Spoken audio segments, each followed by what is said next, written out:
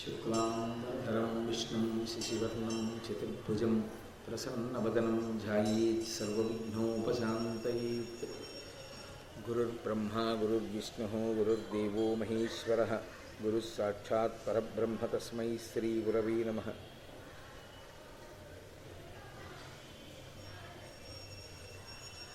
व्यासाय विष्णुरूपाय व्यासरूपाय विष्णवे नमो वै ब्रह्मनिधये वासिष्ठाय नमो नमः। कूजन्तं राम रामीति मधुरं मधुराक्षरम् आरुह्य कविताशाखां वन्दे वाल्मीकिकोकिलं। श्रुतिस्मृतिपुराणानाम् आलयं करुणालयं नमामि भगवत्पादशङ्करं लोकशङ्करम्। वागर्धाविव सम्पृक्तौ वागर्धप्रतिपत्तये जगतः पितरौ वन्दे पार्वतीपरमेश्वरौ। सूक्तिं समग्रयितुः स्वयमेव लक्ष्मीः श्रीरङ्गराजमहिषी मधुरैः कटाक्षैः वैदग्ध्यवर्णगुणगुम्भनगौरवैर्यां कण्डूलकर्णकुहराः कवयोधयन्ति। हैमोध्वपुण्ड्रमजहन्मकुटं सुलासं मन्दस्मितं मकरकुण्डलचारुगण्डं बिम्बाधरं बहुलदीर्घकृपाकटाक्षं श्रीवेङ्कटेशमुखमात्मनि सन्निधत्ताम्। विमलपटी कमलकुटी पुस्तकरुद्राक्षसस्तहस्तपुटी कामाक्षी पक्ष्मलाक्षी कलितविपञ्ची विभासि वैरिञ्ची। मनोजवं मरुततुल्यवेगं जितेन्द्रियं बुद्धिमतां वरिष्ठं वातात्मजं वनरयूथमुख्यं श्रीरामदूतं शिरसा नमामि। आपदामपहर्तारं दातारं सर्वसम्पदां लोकाभिरामं श्रीरामं भूयो भूयो नमाम्यहम्। नारायणं नमस्कृत्य नरं चैव नरोत्तमं देवीं सरस्वतीं व्यासं ततो जयमुदीरयेत्। हरिः ओम्। परमेश्वरस्वरूपेण सभत् नमस्कार।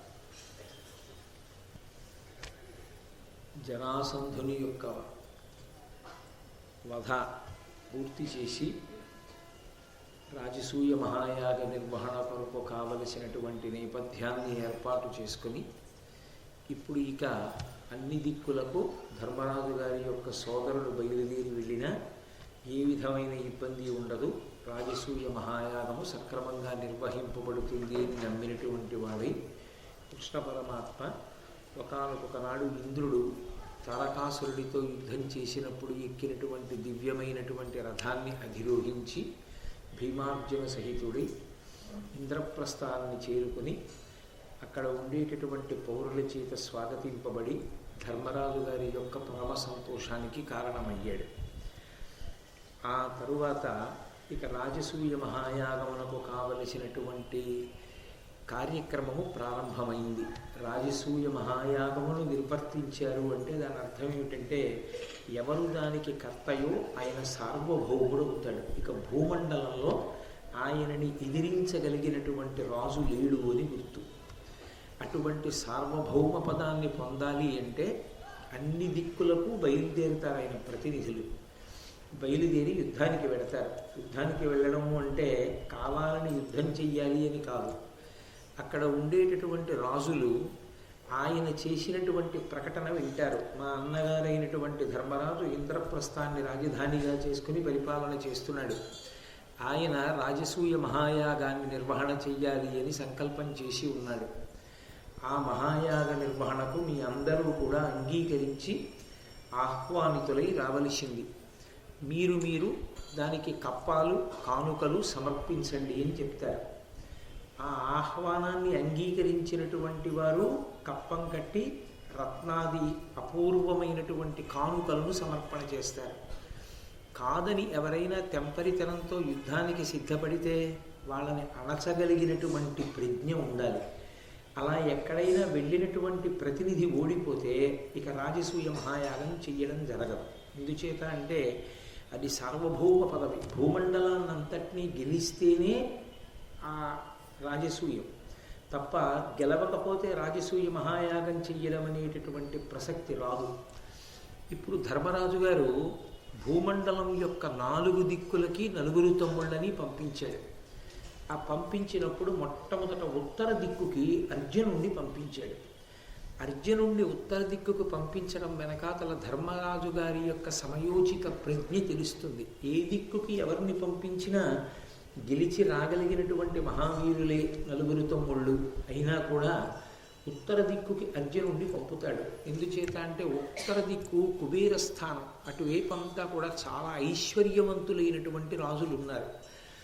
అక్కడ నుంచి చాలా భారీ ఎత్తున ధనకనక వస్తువాహనాది సంభారములు తరలింపబడాలి. యాగానికి కావలసినటువంటి సంభారములు పెద్ద ఎత్తున ఉత్తర దిక్కు నుండే రావాలి. అందుకే ఉత్తర దిక్కుకి అర్జునుడిని పంపాడు. తూర్పు దిక్కుకి వాయుపుత్రుడైనటువంటి భీమసేనుణ్ణి పంపించాడు. దక్షిణ దిక్కుకి సహదేవుణ్ణి పంపాడు. పశ్చిమ దిక్కుకి నకులుణ్ణి పంపాడు.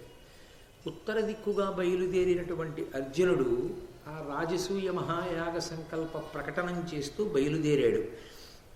అగ్నిదత్తంబైన యద్దివ్యరథమిక్కి గాంధీవధరుడతి ఘర్మ సమయ ఘర్మాంశుడును బూలే కౌబేర దిగ్విజయార్థము ఉగ్ర ప్రతాప అగ్ని వెలుగచని పుళిందావనీశ్వరునూర్చి ప్రతివింధ్యుడను వాని నోడించి అశ్రమమున మరి అఖిల ద్వీప మండలేశుల నెల్ల వశ విధేయులుగా చేసి వారు తన్ను భక్తి కొలిచిరాగా ప్రాగ్జ్యోతిషంబుపై విడిసే తత్పురమున విభుడనంత బలముతోడ పన్ని భగదత్తుడీతించి విజయుతాకి సమర విజయకాంక్ష.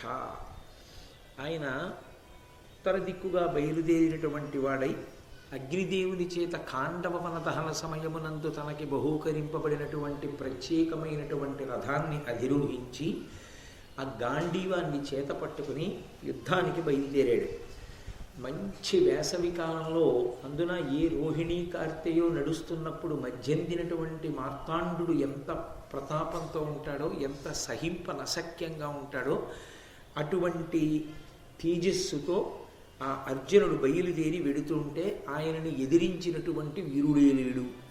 ఆయన అలా బయలుదేరి ఆ పులిందావనీశ్వరుణ్ణి ఓడించి ప్రతివింజుడనేటటువంటి వాడిని ఓడించి అటువైపుగా ఉన్నటువంటి అఖిల ద్వీపములకు చెందినటువంటి మండలీశ్వరులను తనకి వశవర్తులుగా చేసుకొని అక్కడి నుంచి ప్రాగ్జ్యోతిషపురం మీదకి యుద్ధానికి వెళ్ళాడు. ఆ ప్రాగ్జ్యోతిషపురాన్ని పరిపాలన చేసేటటువంటి భగదత్తుడు మాత్రం అర్జునుడిని ఎదిరించాడు. 8 రోజుల పాటు ఇద్దరి మధ్య భీకర సంగ్రామం జరిగింది. అర్జునుడితో యుద్ధంలో నిలబడి 8 రోజులు యుద్ధం చేయడం అంటే సామాన్యమైనటువంటి విషయం కాదు. గాంధీవం చేత పట్టుకుని పుంఖాలుగా సవ్యసాచి బాణములు విడిచిపెట్టగలిగినటువంటి అర్జునుడిని ఎదిరించి ప్రతిద్వంద్వి అయి 8 రోజుల పాటు యుద్ధం చేశాడు అంటే భగదత్తుని యొక్క అవక్ర పరాక్రమం ఎటువంటిదో మనం ఊహ చేయవచ్చు. భగదత్తుడి గురించి సభాపర్వంలో అంతమేరే ఉంటుంది. 8 రోజులు యుద్ధం చేశాడు. నేను ఇంద్రుని యొక్క స్నేహితుడిని, నువ్వు ఇంద్రుని యొక్క కుమారుడివి, మనిద్దరం ఇలా పోరు సలపవచ్చా అని అడుగుతాడు నీరసపడిపోయిన తర్వాత 8 రోజుల తరువాత. అప్పుడు అర్జునుడు ప్రకటన చేస్తాడు, నేను మా అన్నగారైనటువంటి ధర్మరాజు గారు సంకల్పించినటువంటి రాజసూయ మహాయాగ నిర్వహణార్థమై ఉత్తర దిక్కున ఉన్నటువంటి రాజ్యములు గెలువవలసినటువంటి అవసరం మీద వచ్చిన వాడను. కాబట్టి నువ్వు ధర్మరాజు గారు చేసేటటువంటి రాజసూయమునకు అంగీకరించి కప్పాన్ని కడితే నేను ఇక్కడి నుంచి బయలుదేరి పురోగమించి వెళ్ళిపోతాను అంటాడు. అంగీకరించినటువంటి భగదత్తుడు ధనరాశులను కానుకగా సమర్పిస్తాడు. అక్కడ వరకు సభాపర్వంలో ఉంటుంది. కానీ మహాభారతాన్ని కొంచెం సాకల్యంగా పరిశీలనం చేస్తే భగదత్తుని యొక్క శక్తి చాలా విశేషమైనటువంటి శక్తి. భగదత్తుడు ఎంత గొప్పవాడో భగదత్తుని యొక్క ఏనుగొక్కటి అంత గొప్పది. అది సుప్రతీతము అని ఆ ఏనుగుకు ఒక ప్రత్యేకమైనటువంటి పేరు. ఆ పేరు కలిగినటువంటి ఏనుగు మీద ఎక్కి ఆయన యుద్ధం చేస్తుండగా ఆయన్ని ఎదుర్కొనడం అంత తేలికైనటువంటి విషయం కాదు ఎవరికి. ఆయన ఎంత పరాక్రమంతో యుద్ధం చేస్తాడో ఆయన ఏనుగు కూడా అంత పరాక్రమంతోనూ యుద్ధం చేస్తుంది. భీమసేనుడంతటి వాడిని ముప్పు తిప్పలు పెట్టింది ఆ ఏనుగు. కురుక్షేత్ర మహాసంగ్రామ కాలంలో భీమసేనుడంతటి వాడు దాని 4 కాళ్ళ మధ్యలో దూరి దాని కడుపు మీద గుద్ది పోరాటం చేశాడు. అది ఒక్కటే పాండవ సైన్యాన్ని అల్లకల్లోలం చెయ్యగలిగినటువంటి శక్తిని పొంది ఉండేది. అంత గొప్ప ఏనుగు. ఆ ఏనుగు మీద కూర్చుని యుద్ధం చేస్తుండేవాడు భగదత్తుడు. అతను కారణజన్ముడు.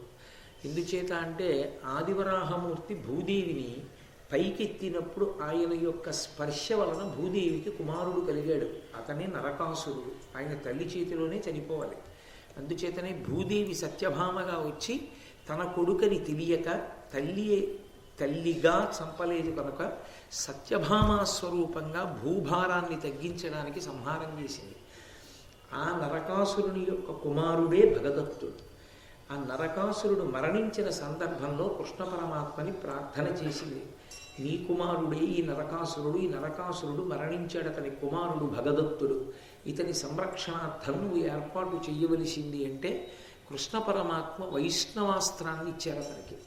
నువ్వు దీన్ని ఎంతకాలం గోప్యంగా నీయందే దాచి ఉంచుకుంటావో అంతకాలము అవచ్చుడు, నిన్ను ఎవ్వరూ ఓడించలేరు. యుద్ధంలో నిన్ను ఓడించడం, నిన్ను సంహరించడం ఎవరికీ సాధ్యం కాదు.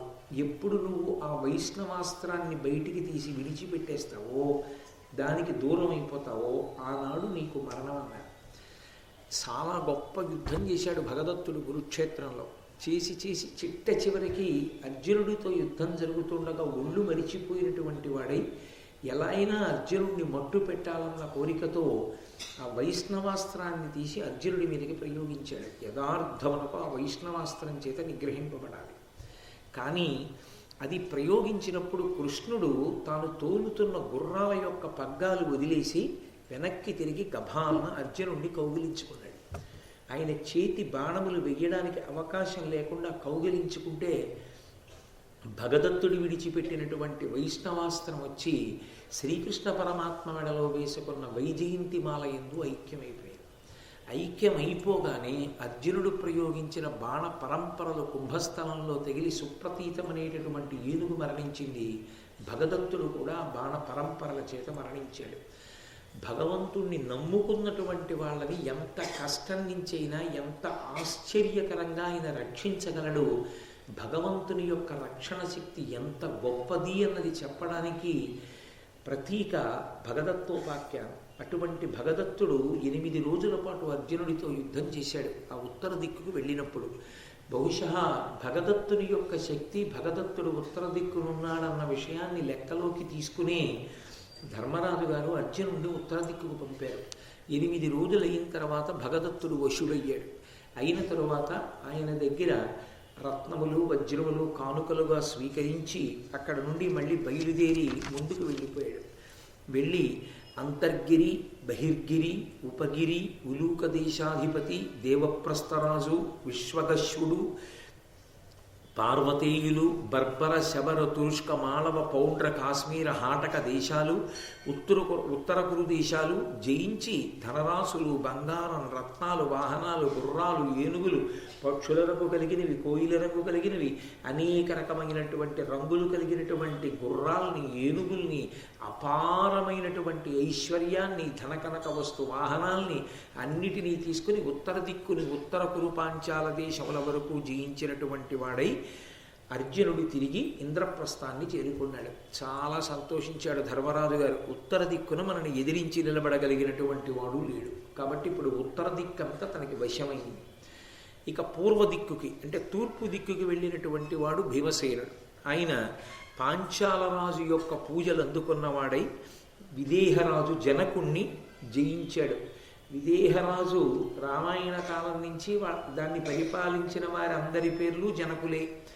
అప్పుడు ఉన్నటువంటి విదేహరాజు పేరు కూడా జనకుడే. ఆ జనకుణ్ణి జయించి తరువాత దశార్ణపతి అయినటువంటి సుధన్వునితో మహాయుద్ధం చేసి అతని యొక్క పరాక్రమాన్ని మెచ్చుకుని ఆ సుధన్వుణ్ణి తనకి సైన్యాధిపతిగా చేసుకున్నాడు. అదొక గొప్ప విశేషం. అవతల వారిలో ఉండేటటువంటి పరాక్రమాన్ని మెచ్చి తనకి వశువుని చేసుకుని భవిష్యత్తులో తన గెలుపుకి ఆయన్ని సాధనంగా వాడుకోవడం.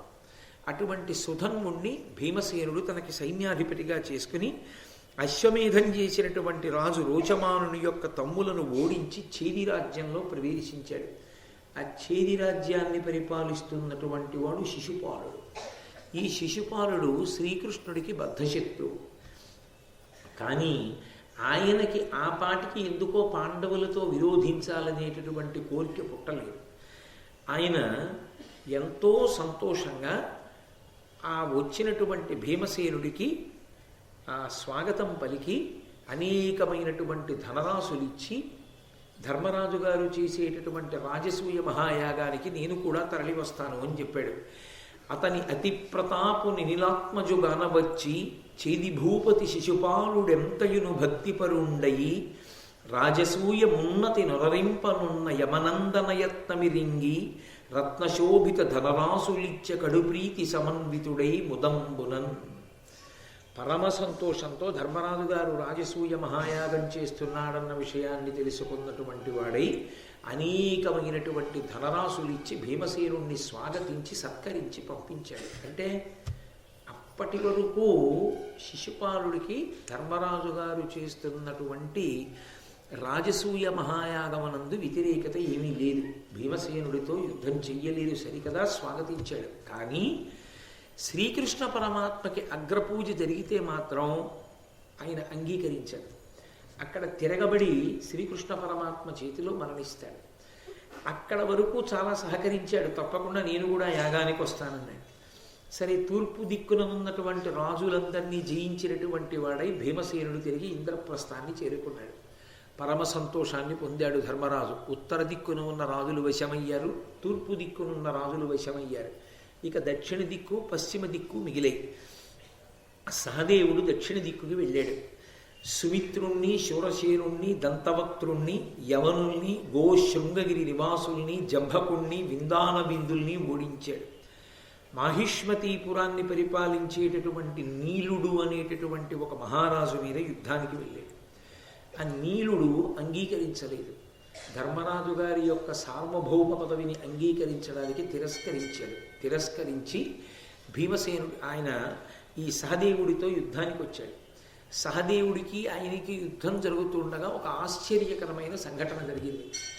అగ్నిదేవుడు అకస్మాత్తుగా సహదేవుని యొక్క సైన్యాలన్నిటినీ చుట్టుముట్టి కాల్చడం మొదలుపెట్టాడు. అగ్నిహోత్రుడు నాకు శత్రుస్వరూపంలో నిలబడి ఎందుకు కాల్చేస్తున్నాడు అని ఆలోచించాడు. ఆలోచిస్తే ఒక విషయం ఆయనకి అవగతమైంది. ఆ రాజ్యాన్ని, అక్కడ ఉండేటటువంటి ఆ మాహిష్మతీపురాన్ని ఒకానొకప్పుడు నిషధుడు అనబడేటటువంటి రాజు పరిపాలన చేసేవాడు. ఆ నిషధుడు పరిపాలన చేస్తున్నటువంటి కాలంలో అగ్నిహోత్రుడు బ్రాహ్మణుడు. ఆయన అగ్నిహోత్రుడు బ్రాహ్మణుడు కాబట్టే ఆగ్నేయ దిక్కున కదూ పొయ్యి పెట్టి అన్నం వండుతాం. అన్నం వండిన తరువాత ఇప్పుడు ఆ ఆచారం తగ్గిపోయిందనుకోండి. పూర్వం ఇంట ఒక్క బ్రాహ్మణుడైనా భోజనం చేస్తే ఆ బ్రాహ్మణోచ్ఛిష్టం తినడం మంచిదని, అగ్నిహోత్రుడి కన్నా కూడా చక్కటి బ్రాహ్మణుడు ఎక్కడ దొరుకుతాడని వంటంతా అయిపోయి గిన్నె దింపిన తరువాత పైన ఉన్న 4 మెతుకులు తీసి నీతి చుక్క వేసి ఆ పొయ్యిలో వేసి అగ్నిహోత్రుడికి నమస్కారం చేసి కట్టెలు కిందకి జార్చేసేవారు.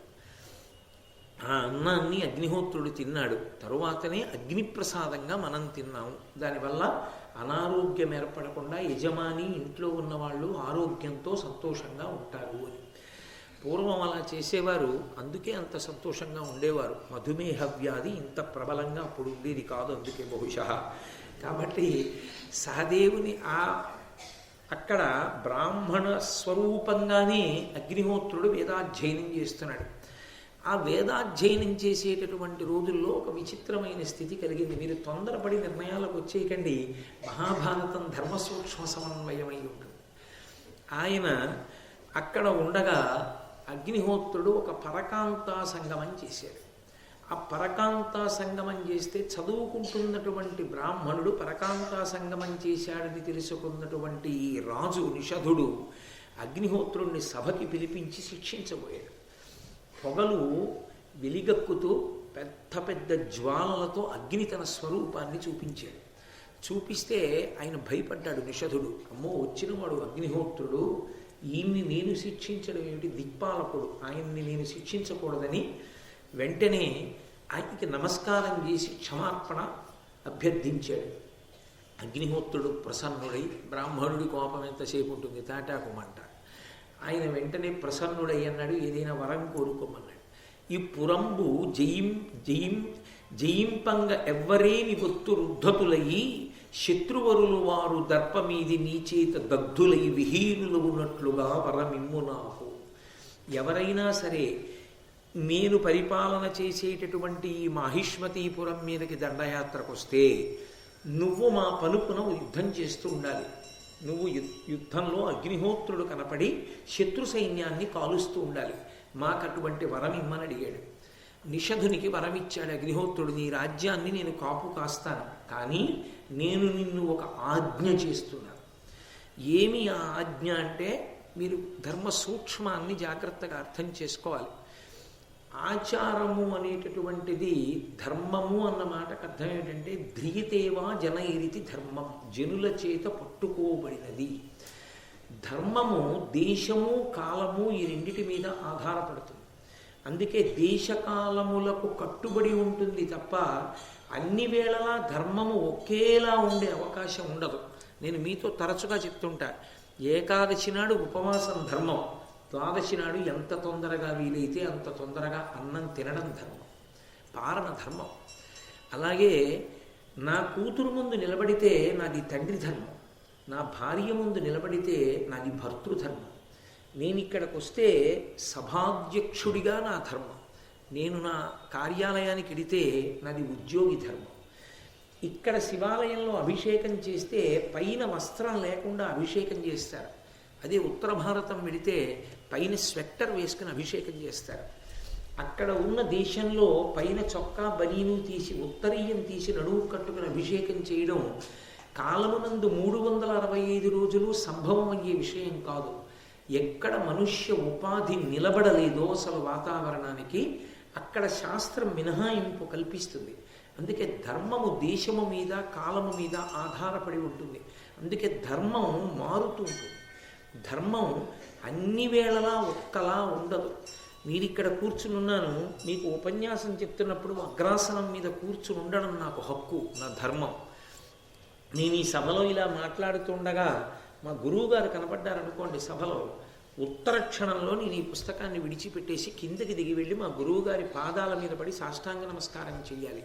అప్పుడు అది నా ధర్మం. గురువుగారు సభలో కనపడినా కూడా నేను అలాగే కూర్చుని ఉపన్యాసం చెప్పకూడదు. గురువు పరబ్రహ్మస్వరూపుడు. గురువు కనపడితే తిరిగి నమస్కరించవలసింది. గురువు గురువే. అందుకే ధర్మం మారుతూ ఉంటుంది. భగవంతుని యొక్క సృష్టి యందు ఒక్క మాహిష్మతీపురంలో ఉండేటటువంటి స్త్రీల యందు ఒక విచిత్రమైనటువంటి లక్షణము ఏర్పడింది. ఈశ్వరుని యొక్క సృష్టిలోని ఒక చోట చలి ఎక్కువ, ఒక చోట వేడి ఎక్కువ ఉన్నట్టే అక్కడ ఉండేటటువంటి స్త్రీలు మనోజరాగిణులు అన్నారు. మనోజుడు అంటే మనసు నుండి పుట్టినటువంటి వాడు, విష్ణువు యొక్క మనసు నుండి పుట్టినవాడు కాబట్టి ఆయనకి మన్మధుడు.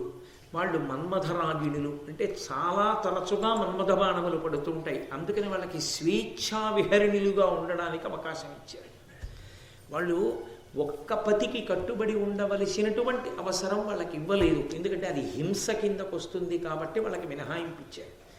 కాశీలో మంచి శీతాకాలంలో నువ్వు ఇలా అభిషేకం చెయ్యని చెప్పి చొక్కా బనీను తీసేసి ఉత్తరీయం నడువు కట్టుకుని అభిషేకం చేయమంటే కొయ్యబారి స్పృహ తప్పి పడిపోయిన వ్యక్తిని హింస చేసినట్టు ఎలా అవుతుందో, సృష్టి యందు ఆ పట్టణంలో స్త్రీల మనసు యందు ఆ ధర్మం ఉన్నప్పుడు వాళ్ళని నియంత్రించడం ప్రతిబంధకం అవుతుంది కాబట్టి అధర్మం అవుతుంది.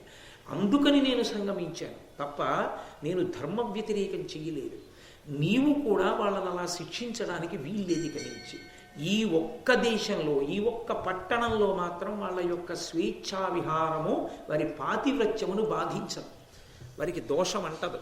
కాబట్టి నువ్వు ఈ ధర్మ సూక్ష్మాన్ని అర్థం చేసుకుని ప్రవర్తించాలని నిషధునకు ఆజ్ఞ చేశాడు అగ్నిహోత్రుడు.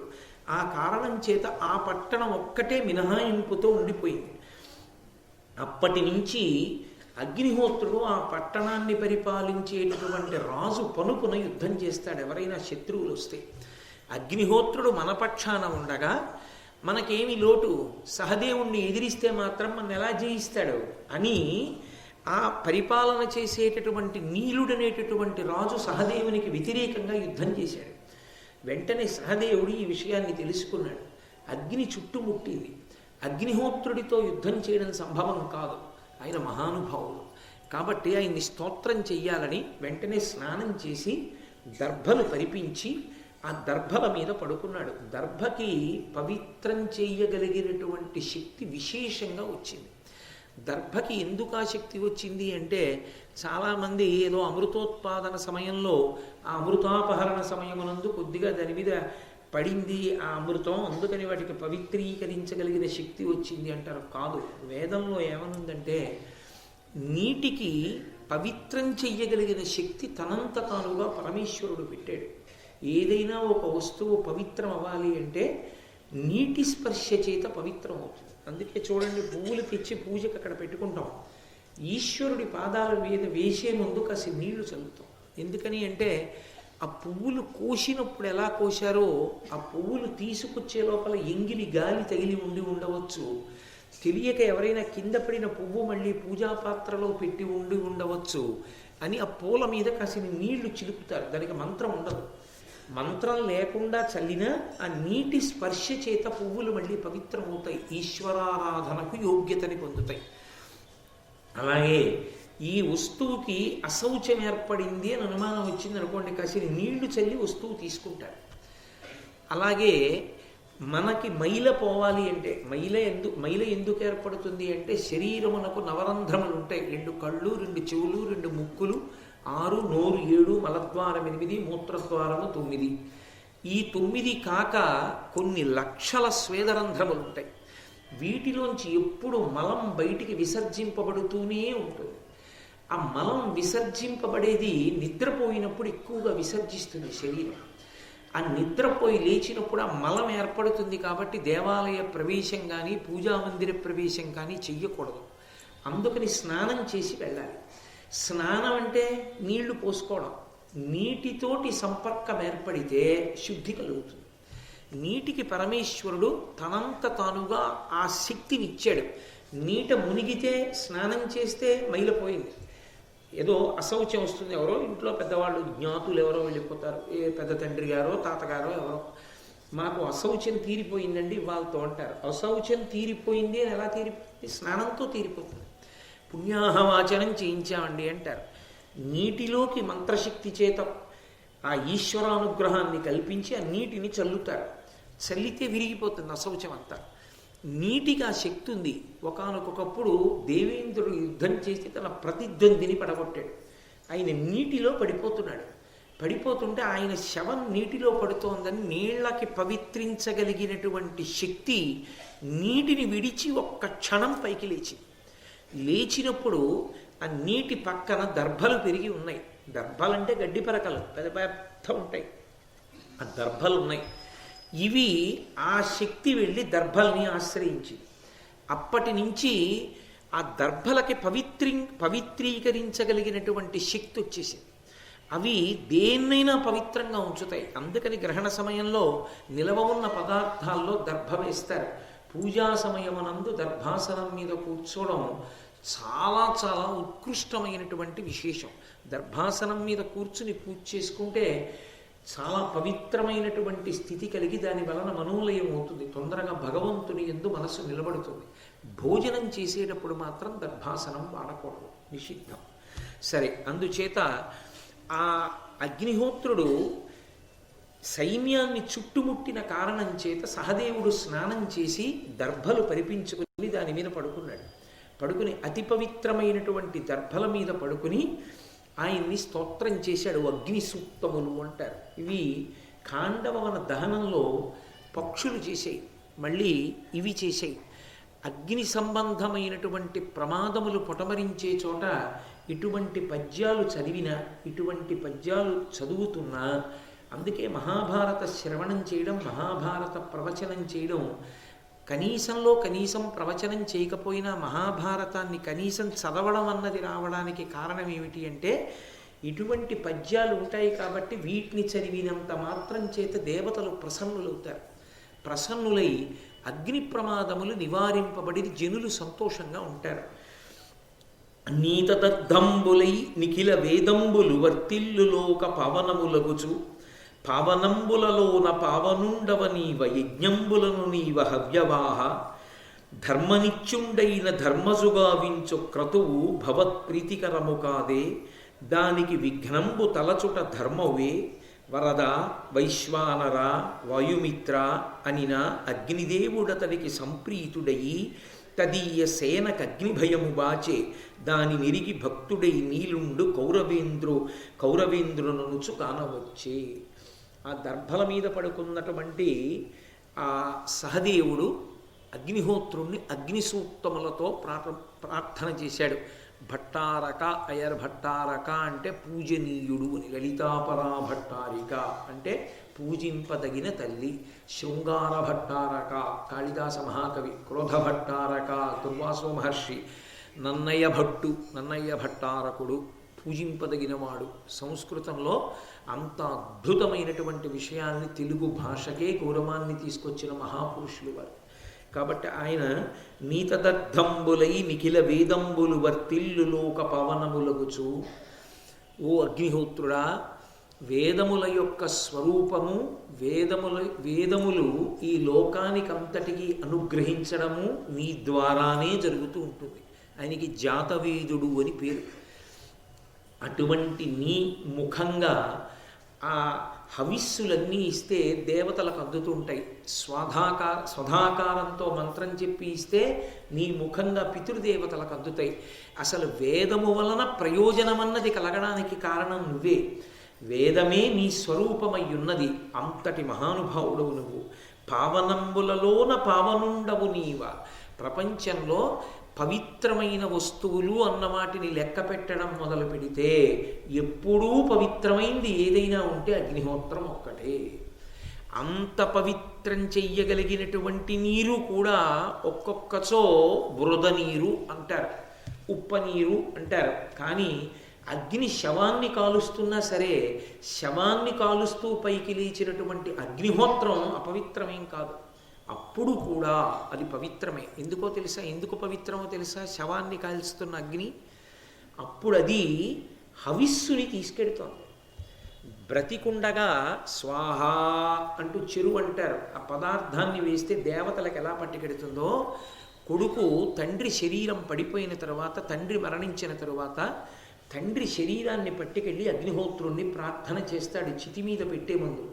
మా నాన్నగారు బ్రతికున్నంత కాలము నిన్ను ఆరాధించారు, మా నాన్నగారు ఆఖరి ఊపిరి వరకు నిన్ను గౌరవించారు, నిన్ను ప్రార్థన చేశారు.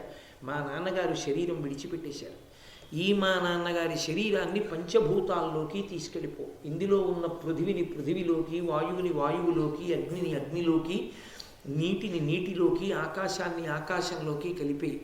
అలా కలిపేటప్పుడు మా నాన్నగారి శరీరాన్ని కాల్చక, ఉడికించక, అప్పుడప్పుడు కాల్చక బాధ పెట్టకు సుమా. భగ్గున కాల్చి హవిస్సుని వెంటనే దేవతలకు పట్టుకెళ్ళిచ్చి, దాని వలన మా నాన్న కృతార్థుడవుతాడని అగ్నిని ప్రార్థన చేస్తాడు. అగ్నిలో వేయబడిన శవముగా వేయడు కొడుకు, దాన్ని హవిస్సుగా వేస్తాడు. బ్రతికున్నంతకాలం ఆయన హవిస్సు వేశాడు. ఆయన శరీరం పడిపోయాక ఆ శరీరాన్ని హవిస్సుగా మారుస్తాడు కొడుకు. అందుకే దానికి శవదహనం అనరు, అంత్యేష్ఠి దాని పేరు.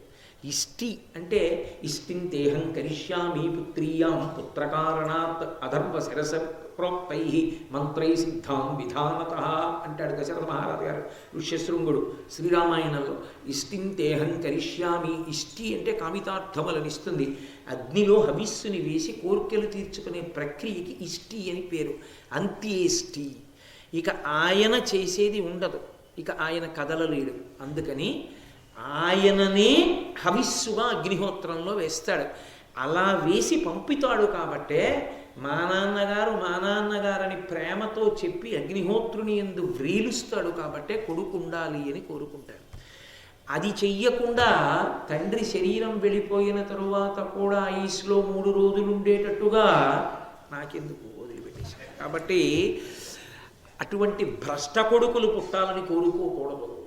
కొడుకు అంటే పక్క నుండి అంత్యేష్టి సంస్కారానికి శరీరం అయిపోయిన తర్వాత అగ్నిహోత్రుడికి అందించిన వాడు కొడుకు, లేనినాడు ఎందుకు ఆ కొడుకు. కాబట్టి పావనంబులలోన పావనుండవు నీవ. అసలు నీకు అపవిత్రంగా ఉన్నావు నువ్వు అని చెప్పడం కుదరదు. అగ్ని దేనిని కాలుస్తుండనివ్వండి, అది పవిత్రమే. దీనికి తగిలి ఉంది కాబట్టి ఇప్పుడు అగ్ని అపవిత్రం. అపవిత్ర అగ్ని, పవిత్ర అగ్ని అని లేవు. అగ్ని పవిత్రం. అందుకే పవిత్రమైన వస్తువులు అన్న వాటిని లెక్క పెడితే మొట్టమొదట చెప్పగలిగినది అగ్ని, తర్వాతే ఇంకేమైనా. అంతటి మహానుభావుడు, అంతటి పవిత్రమైనటువంటి స్వరూపం ఉన్నవాడివి. యజ్ఞంబులను నీవ హవ్యవాహ, ఎవరు ఎక్కడ యజ్ఞం చేసినా నీవే హవ్యవాహనుడవు. హవ్యవాహనుడు అంటే వాహనుడు అంటే పట్టుకెళ్ళేవాడు. హవ్యము అంటే దేవతలు తినేది. దేవతలు తినడానికి హవ్యాన్ని ఇస్తే దాన్ని పట్టుకెళ్ళి దేవతలకి అందించగలిగిన వాడివి నువ్వే. ఇంకా ఎందులో వేసినా అది దేవతలకు అందదు. మీరు బాగా జ్ఞాపకం పెట్టుకోవాలి సుమా ఆ మాట. అందుకే అది సూక్తమైంది. మీరు ఇచ్చినది ఏది దేవతలు తినరు. నివేదన చేశారనుకోండి, నివేదన చేస్తే ఈశ్వరుడు కన్ను విప్పి చూస్తాడు ఒకసారి దాన్ని. అసలు ఈశ్వరమూర్తి యొక్క వైభవం దేని మీద ఆధారపడుతుంది అంటే ప్రధానమైన కారణాల్లో ఒకటి నివేదన రాశి, నివేదనా పదార్థ శౌచం. ఒక దేవాలయంలో ఉండేటటువంటి మూర్తి వైభవం దేని చేత నిలబడుతుందంటే పరమ శౌచంతో మీరు ఆ మూర్తి వైభవానికి తగినంత పదార్థాన్ని ప్రతిరోజు నివేదన చెయ్యాలి. అలా నివేదన చేయకపోతే ఆ దేవాలయం యొక్క ప్రాభవం నిలబడదు. సరే, అది ఇంట్లో పూజ దగ్గర నుంచి కూడా ఉంటుంది. ఇప్పుడు నేను దాన్ని అంత లోతుగా స్పృశించాలని అనుకోవట్లేదు. కాబట్టి ఆయన దేవతలకందరికీ కూడా పట్టుకెళ్ళి దేవతలు చెయ్యి చాపి పుచ్చుకుని నోట్లో వేసుకోవాలంటే ఒక్కటే ఒక్క ఆధారంతో వెడుతుంది, అగ్నిముఖంగానే వెడుతుంది. యజ్ఞం చేస్తూ హోమం చేయాలి. యజ్ఞమునందు హోమము అంటే అగ్నిహోత్రంలోకి పదార్థాన్ని వేస్తే హోమ ప్రక్రియ అంటారు. ఆ హోమం చేస్తే దాన్ని దేవతలు తింటారు. మిగిలిన సమయాల్లో కన్ను విప్పి చూస్తారంటే, మనం నివేదన చేస్తే, మనం భక్తితో నివేదన చేస్తే వాళ్ళు కళ్ళు విప్పి చూసి ప్రసన్నులవుతారు. వారి చేత చూడబడింది కాబట్టి ప్రసాదం. అందుకే వారు ముందు చూడాలి తప్ప ఇంకొకరు చూడకూడదని చెప్పి బట్ట కప్పి తీసుకెడతారు ప్రసాదం నైవేద్యం చేసేటప్పుడు. తెర వేయడానికి కారణం అది. ఎందుకంటే తెర తీసేసి అక్కడ ఉంచి నైవేద్యం చేస్తే ముందే చూసి ఎంత బాగుందో రాశని ఎవడైనా మనసులో అనుకుంటే వాడి చూపుల చేత ఎంగిలవుతోంది. కాబట్టి తెర వేసేసి ఈశ్వరుడి ముందు పెట్టి బట్ట తీసి ఈశ్వరుడికి నివేదన చేస్తారు.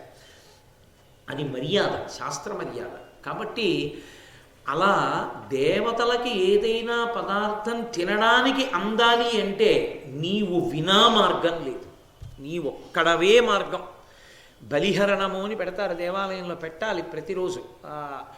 ఏంటి మంగళవాయిద్యంతో పెడతారు. మంగళవాయిద్యం లేకపోతే అథవా ప్రతి గుళ్ళో జేగంట అని ఉంటుంది, ఆ జేగంట ఉండాలి. ఆ జేగంట ముందు ఒకరు వాయిస్తూ ఉండగా పదార్థాన్ని తట్టలో పెట్టుకుని దేవాలయానికి ప్రదక్షిణంగా పెడతారు. ఉదయం వెళ్ళి బలిహరణ మంటపాలు ఉంటాయి, చిన్న చిన్న చిన్న చిన్న దిమ్మల్లాగా, వాటి మీద పెట్టాలి అన్నం. పెడితే దేవాలయంలో బలిభుక్కులు అంటారు, పక్షులు మొదలైనటువంటివి కూడా వచ్చి ఆ పదార్థాన్ని తినాలి. దేవాలయ వ్యవస్థ యందు దేవాలయం మీదనే అందరూ ఆధారపడతారు. ప్రతి వాళ్ళు దేవాలయాన్ని సేవించుకోవడానికి అర్హత కల్పించింది వేదం. ఒక చాకలి ఉన్నాడు, ఈశ్వరుడి బట్టలు ఉతుకుతాడు. ఇంకొకడు ఉన్నాడు, స్వామికి డప్పు కొడతాడు. ఇంకొకడు ఉన్నాడు, స్వామికి కుండలు చేసి పట్టుకొచ్చి ఇస్తాడు అభిషేకం జరిగేటప్పుడు. వేరొకడు ఉన్నాడు, స్వామికి పాత్ర సామాను చేసి ఇస్తాడు. వేరొకరు ఉన్నారు, దేవాలయాన్నంతటినీ తుడుస్తారు. ఒక నాట్యం వచ్చిన వారు ఉన్నారు, రాజోపచారంలో నాట్యం చెయ్యాలి. ఒక సంగీతం వచ్చిన వాళ్ళు ఉన్నారు, రాజోపచారంలో సంగీతం పాడాలి. వ్యాకరణం వచ్చిన వాళ్ళు ఉన్నారు, శివాలయంలో వ్యాకరణ మంటపంలో కూర్చుని శిష్యులకి మడికట్టుకుని వ్యాకరణం చెప్పేవారు పూర్వం. ఒక్క శివాలయంలోనే వ్యాకరణ మంటపం ఉంటుంది, వ్యాకరణం చెప్పాలి. దేవాలయమే అన్నిటికీ ఆధారం. దేవాలయంలోనే ప్రవచన మంటపం ఉంటుంది, అందులోనే సమస్త పురాణేతిహాసములు ప్రవచనం జరుగుతాయి. ఆ ప్రవచనాన్ని విని, ప్రవచనం అంటే ప్రకృష్ట వచనం, మనసు బాగా ఊంచుకునేటట్టుగా సమర్థించి చెప్తారు. చెప్తే మనసు ధర్మమునందు ఊంచుకుంటుంది. సాయంకాలం ప్రవచనం విని పడుకుంటాడు, మరునాడు కార్యాలయానికి పనికి వెళ్ళినప్పుడు ఈ ధర్మాన్ని మనసులో పెట్టుకుని ఏ తప్పు పని చేయకుండా ధర్మానికి కట్టుబడి పనిచేస్తారు. అందుకే దేశానికి కావలసినటువంటి ధర్మమంతా ఎక్కడ నుంచి ప్రవహించిందంటే దేవాలయాలలో ఉండేటటువంటి ప్రవచన మంటపాలలోంచి ప్రవహించింది. అసలు ప్రవచన మంటపం అనేటటువంటిది ఉండడానికి కావలసినంత ఖాళీ కూడా లేకుండా అంగుళానికో గుడి చప్పున దేవాలయాల్లో కట్టేయడం వచ్చేసిన తరువాత ప్రవచన మంటపాలన్నవి కొరత పడిపోయాయి. గట్టిగా ఎక్కడైనా ఏదైనా ఉపన్యాసం జరిగితే ఓ 400 మంది కూర్చోవడానికి చోటు ఉండదు. కనపడిన ప్రతి చోట ఎవడో ఏదో పుణ్యం సంపాదించుకోవాలి, ఓ గుడి కట్టేస్తూ ఉండడం. ఆ గుడి అక్కడ ఉండొచ్చా ఉండకూడదా సంబంధం లేదు, కట్టేది. ఓ ఆగమం, ఓ శాస్త్రం ఏం అక్కర్లేదు. ఎవడికి తోచిన గుడి, ఎవడి ఇష్టం వచ్చిన చోట వాడు కట్టేస్తూ ఉంటాడు. కాబట్టి ఒక దేవాలయానికి ప్రవచన మంటపం ఉండదు, ఒక దేవాలయంలో ఓ ఉత్సవం చేయడానికి అవకాశం ఉండదు, ఓ దేవాలయంలో ప్రదక్షిణం చేయడానికి అవకాశాలు ఉండవు. సరే, వీటన్నిటి వలన ఏమవుతుందంటే దేవాలయం ఉత్సవ నిర్వహణకు అవకాశం లేని స్థితిని పొందుతుంది. ఉత్సవం చేయకపోతే జనుల యొక్క ప్రహృష్టమైనటువంటి స్థితికి భంగం ఏర్పడుతుంది. అప్పుడు ఏమవుతుంది? ఎక్కడ అవైదికంగా చెయ్యాలో అక్కడ చేయవలసి వస్తుంది. మీరు నా మనస్సు పట్టుకోగలిగితే నేను మీకు ఒక మాట చెప్తాను. దేవాలయాలు ఎక్కడా కూడా ప్రవచన మంటపాలు లేవనుకోండి, ప్రవచనం చేయవలసింది ఓ ఆడిటోరియంకి వెళ్ళి ఎక్కడో ప్రవచనం చేశారనుకోండి. తీరా ఆడిటోరియంకి వెళ్ళి ప్రవచనం చేస్తే ఇప్పుడు మీరు కూర్చున్నట్టుగా అందరూ చెప్పులు విప్పి వచ్చి కూర్చోరు, కాళ్ళతో చెప్పులతో వచ్చి కూర్చుని వింటూ ఉంటారు. చెప్పేవాడొక్కడే చెప్పులు విప్పి చెప్పుకుంటూ ఉంటాడు, వాడొక్కడే చెప్పులు విప్పి వేదిక మీద కూర్చుంటాడు. వినేవాళ్లలో ఎవరూ చెప్పులు విప్పారు, ఎందుకంటే చెప్పులు విప్పి పెట్టి రావడానికి అవకాశం అక్కడ ఉండదు. కాబట్టి ఏమైంది? దేవాలయం భర్తీ చేయలేకపోయింది కాబట్టి అవైదికమైనటువంటి చోట ప్రవచనం చేయవలసి వస్తుంది. అప్పుడు చెప్పులు వేసుకుని వినడం ఏమిటి? అసలు శ్రోతకు అది ఉండవలసిన లక్షణమా? ఓ భగవత్ సంబంధం వినేటప్పుడు ఒక దేవాలయంలో చెప్పులు విప్పి పవిత్రంగా కూర్చుని వినడానికి, ఒక ఆడిటోరియంలో చెప్పులు వేసుకుని కుర్చీలో కూర్చుని వినడానికి తేడా ఉందా లేదా? ఎంత తేడా వస్తుంది వినేటప్పుడు? ఎక్కడుంది పవిత్రమైనటువంటి లక్షణం? ఎక్కడుంటుంది? కాబట్టి ఎక్కడ ఏ వ్యవస్థ ఎలా ఉండాలో అలా ఉండాలి. ఒక దేవాలయ నిర్వహణ జరుగుతోంది అంటే దేవాలయ నిర్వహణగానే ఉండాలంతే. కాబట్టి బలిహరణ మంటపం ఉన్నది అంటే బలిభుక్కులు వచ్చి తింటాయి. యజ్ఞం జరిగింది ప్రతి చోట, ప్రతి దేవాలయంలో జరగాలి. హోమం జరిగితే దేవతలు వస్తూ ఉంటారు, వచ్చి తిని పెడతారు. వాళ్ళకు లక్షణం ఉంటుంది. వాళ్ళు కంటికి కనపడక్కర్లేదు. ఒకప్పుడు కనపడేవారు, రామాయణ కాలంలో దేవతలు కనపడేవారు వచ్చి కూర్చోవడం. ఇప్పుడు వస్తారు, స్వాహాకారం చెప్తే వాళ్ళు వస్తారు తినడానికి. మన కంటికి ఆ శక్తి లేదు, చూడగలిగిన శక్తి. ఎందుకంటే అనుష్ఠాన బలం లేక పోగొట్టుకున్నాం. అలా పోగొట్టుకున్నాం కాబట్టి మనకి తెలియదు. ఒకానొకప్పుడు కంచి పరమాచార్య స్వామి వారు ఒక పాడుపడిపోయినటువంటి దేవాలయంలో ఉంటుండేవారు. ఆయన పాదయాత్రగా వెళ్ళిపోతూ పాడుపడిపోయిన గుళ్ళల్లో ఉంటుండేవారు. ఆయన ఒక పాడుపడిపోయిన దేవాలయంలో ఉన్నారు. నాకు అత్యంత ఆత్మీయులు, చాలా మహానుభావుడు. శ్రీశైలంలో కంచికామకోటిపీఠ నిర్వాహకులు సముద్రాల కృష్ణమూర్తి గారని వారు ఆయన్ని దర్శనం చేయడానికి వెళ్ళేటప్పటికీ అంతకు ముందే ఒక ఆశ్చర్యకరమైన సంఘటన జరిగింది. నిశ్శబ్దంగా కూర్చున్నటువంటి స్వామివారు అకస్మాత్తుగా లేచి నిలబడి దండ విన్యాసం అంటారు. దండి సన్యాసి అంటే సత్యదండాన్ని చేతితో పట్టుకున్న వాళ్ళు ఆ దండ సహితంగా నమస్కారం చేస్తారు పెద్దలు కనపడితే. పరమాచార్య ఎవరికీ చేసేవారు కాదు. ఎందుకు చేసేవారు కాదంటే అహంకారం కాదు. అందరూ దండం చేతిలో ఉన్న సన్యాసికి చెయ్యాలి. దండం చేతిలో ఉన్న సన్యాసి ఎవరికి చెయ్యాలి అంటే ఎక్కువ చాతుర్మాస్యాలు చేసిన వాడికి ఈయన చెయ్యాలి. పరమాచార్య 13వ ఏట సన్యసించారు, 100 సంవత్సరములు జీవించారు. అంటే వారు 87 చాతుర్మాస్యములు చేశారు. వారితో సమానంగా చాతుర్మాస్యములు చేసిన సన్యాసి లేరు ఆ రోజుల్లో. అందుకని ఆయన నమస్కరించవలసిన వాడు లేడు. అకస్మాత్తుగా ఆయన లేచి నిలబడి దండ విన్యాసం చేసి నేల మీద పెట్టి నమస్కారం చేశారు. ఎవరికి తెలియలేదు ఎవరికి చేశారు, ఎవరు లేరుగా, ఎందుకు చేస్తున్నారు ఇక్కడ అనుకున్నారు. తర్వాత అడిగారు ఎవరికి చేశారు. సాధారణంగా ఆయన చెప్పేవారు కాదు. స్వామి హనుమ వచ్చారు అన్నారు. ఆయనకి కనపడ్డారు, ఆయన దర్శనం చేసేవారు, ఆయనకి తెలిసేది. ఆయన యొక్క అనుష్ఠాన శక్తి, ఆయన ధర్మం అటువంటిది. వారిని మహారాష్ట్రలో పల్లకీలో తీసుకెళ్తున్నారు. ఆ పల్లకీ మోసేటప్పుడు కూడా తల్లి కామాక్షి తల్లి కామాక్షి అంటూ మొయ్యాలి. ఆ పల్లకీ వెళ్ళిపోతుంటే 2 పక్కల తలుపులు వేసేశారు. ఆయన అకస్మాత్తుగా తలుపు తీసి బోయిని పిలిచి పల్లకీ ఆప్చేయమన్నారు. ఆపారు. వారి కిందకి దిగిపోయి పల్లకీ పట్టుకు రండి, బహుశः ఈ వీధి మనం దాటిపోయే వరకు నేను పల్లకీ ఎక్కను. ఈ వీధిలో ఎక్కడో ఎవరో ఒక మహాత్ముడి జననం జరిగింది అని నడుస్తున్నారు. ఏమిటి అకస్మాత్తుగా ఇలా దిగిపోయారని ఆయన చుట్టూ ఉన్న అంతేవాసుల్లో కొంతమంది ఒక్కొక్క ఇంట్లో అడుగుతూ వెళుతున్నారు, ఇక్కడ ఎవరు పుట్టారు, ఇక్కడ ఎవరు పుట్టారు. ఒక ఇంట ఛత్రపతి శివాజీ పుట్టిన ఇల్లు. ఆ ప్రాంతం మీదుగా పరమాచార్య ఎప్పుడు వెళ్ళలా. ఎలా తెలిసింది ఆయనకి? అది వారి అనుష్ఠాన బలం.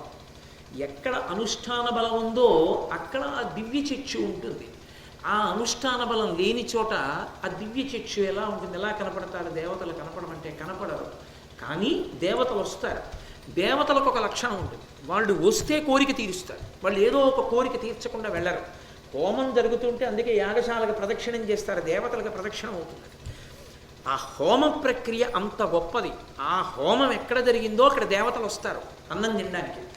అది పట్టుకెళ్ళడానికి అధికారం ఇంకెవ్వరికీ లేదు. బలిహరణ మంటపం మీద పెడితే బలిభక్తులు తింటాయి, నైవేద్యం పెడితే ఈశ్వరుడు కంటితో చూస్తాడు, హోమం చేస్తే దేవతలు వచ్చి పుచ్చుకుంటాడు. ఒక్క హోమ ప్రక్రియలోనే దేవతలు తింటారు. అలా తినేటప్పుడు అగ్ని ఒక్కడే పట్టుకెడతాడు తప్ప పంచభూతములలో ఇంకా ఏదీ కూడా దేవతలకు పట్టుకెళ్ళడానికి సాధనము కాదు. నీటిలో వేస్తే దేవతలు తినరు, పృథివీ మీద వేస్తే తినరు, వాయువులో వేస్తే తినరు, ఆకాశమునందు తినరు, అగ్నిముఖంగా తింటారు. కాబట్టి యజ్ఞంబులను నీవ హవ్యవాహ, యజ్ఞముల యందు నువ్వే హవ్యవాహనుడివి. ధర్మనిత్యుండైన ధర్మజు కావించు క్రతువు భవత్ ప్రీతికరము కాదే. నేను ఎందుకు వచ్చాను? నాకు ఈ నీలుడితో యుద్ధం చేసి ఓడించడం నా కోరిక కాదు. ధర్మరాజు గారు రాజసూయం చేస్తున్నాడు, మీరు ధనరాశులు చెల్లించండి అన్నారు. కానీ ఆయన తిరస్కరించి యుద్ధానికి వచ్చాడు. ధర్మరాజు గారు చేస్తున్నటువంటి రాజసూయ మహాయాగమునందు ఎన్నో హవిస్సులు ఇవ్వబడతాయి, ఎందరో దేవతలకు ఆహారము సమకూర్పబడుతుంది. అంత పెద్ద క్రతువు జరుగుతుంటే హవ్యవాహనుడమైనటువంటి నువ్వు ప్రీతి పొందవద్దా? నువ్వు సహకరించవద్దా? నువ్వే ఈ సైన్యాన్ని కాల్చేస్తే వేదాన్ని నిలబెట్టేదెవరు? అగ్నికార్యాన్ని నిలబెట్టేదెవరు? యజ్ఞయాగాదులను రక్షించేదెవరు? రక్షించవలసిన నువ్వు సైన్యాన్ని భక్షించేస్తావా? కాబట్టి ధర్మనిత్యుండైన ధర్మజుగావించు క్రతువు భవత్ ప్రీతికరము కాదే. దానికి విఘ్నంబు తలచుట ధర్మువే.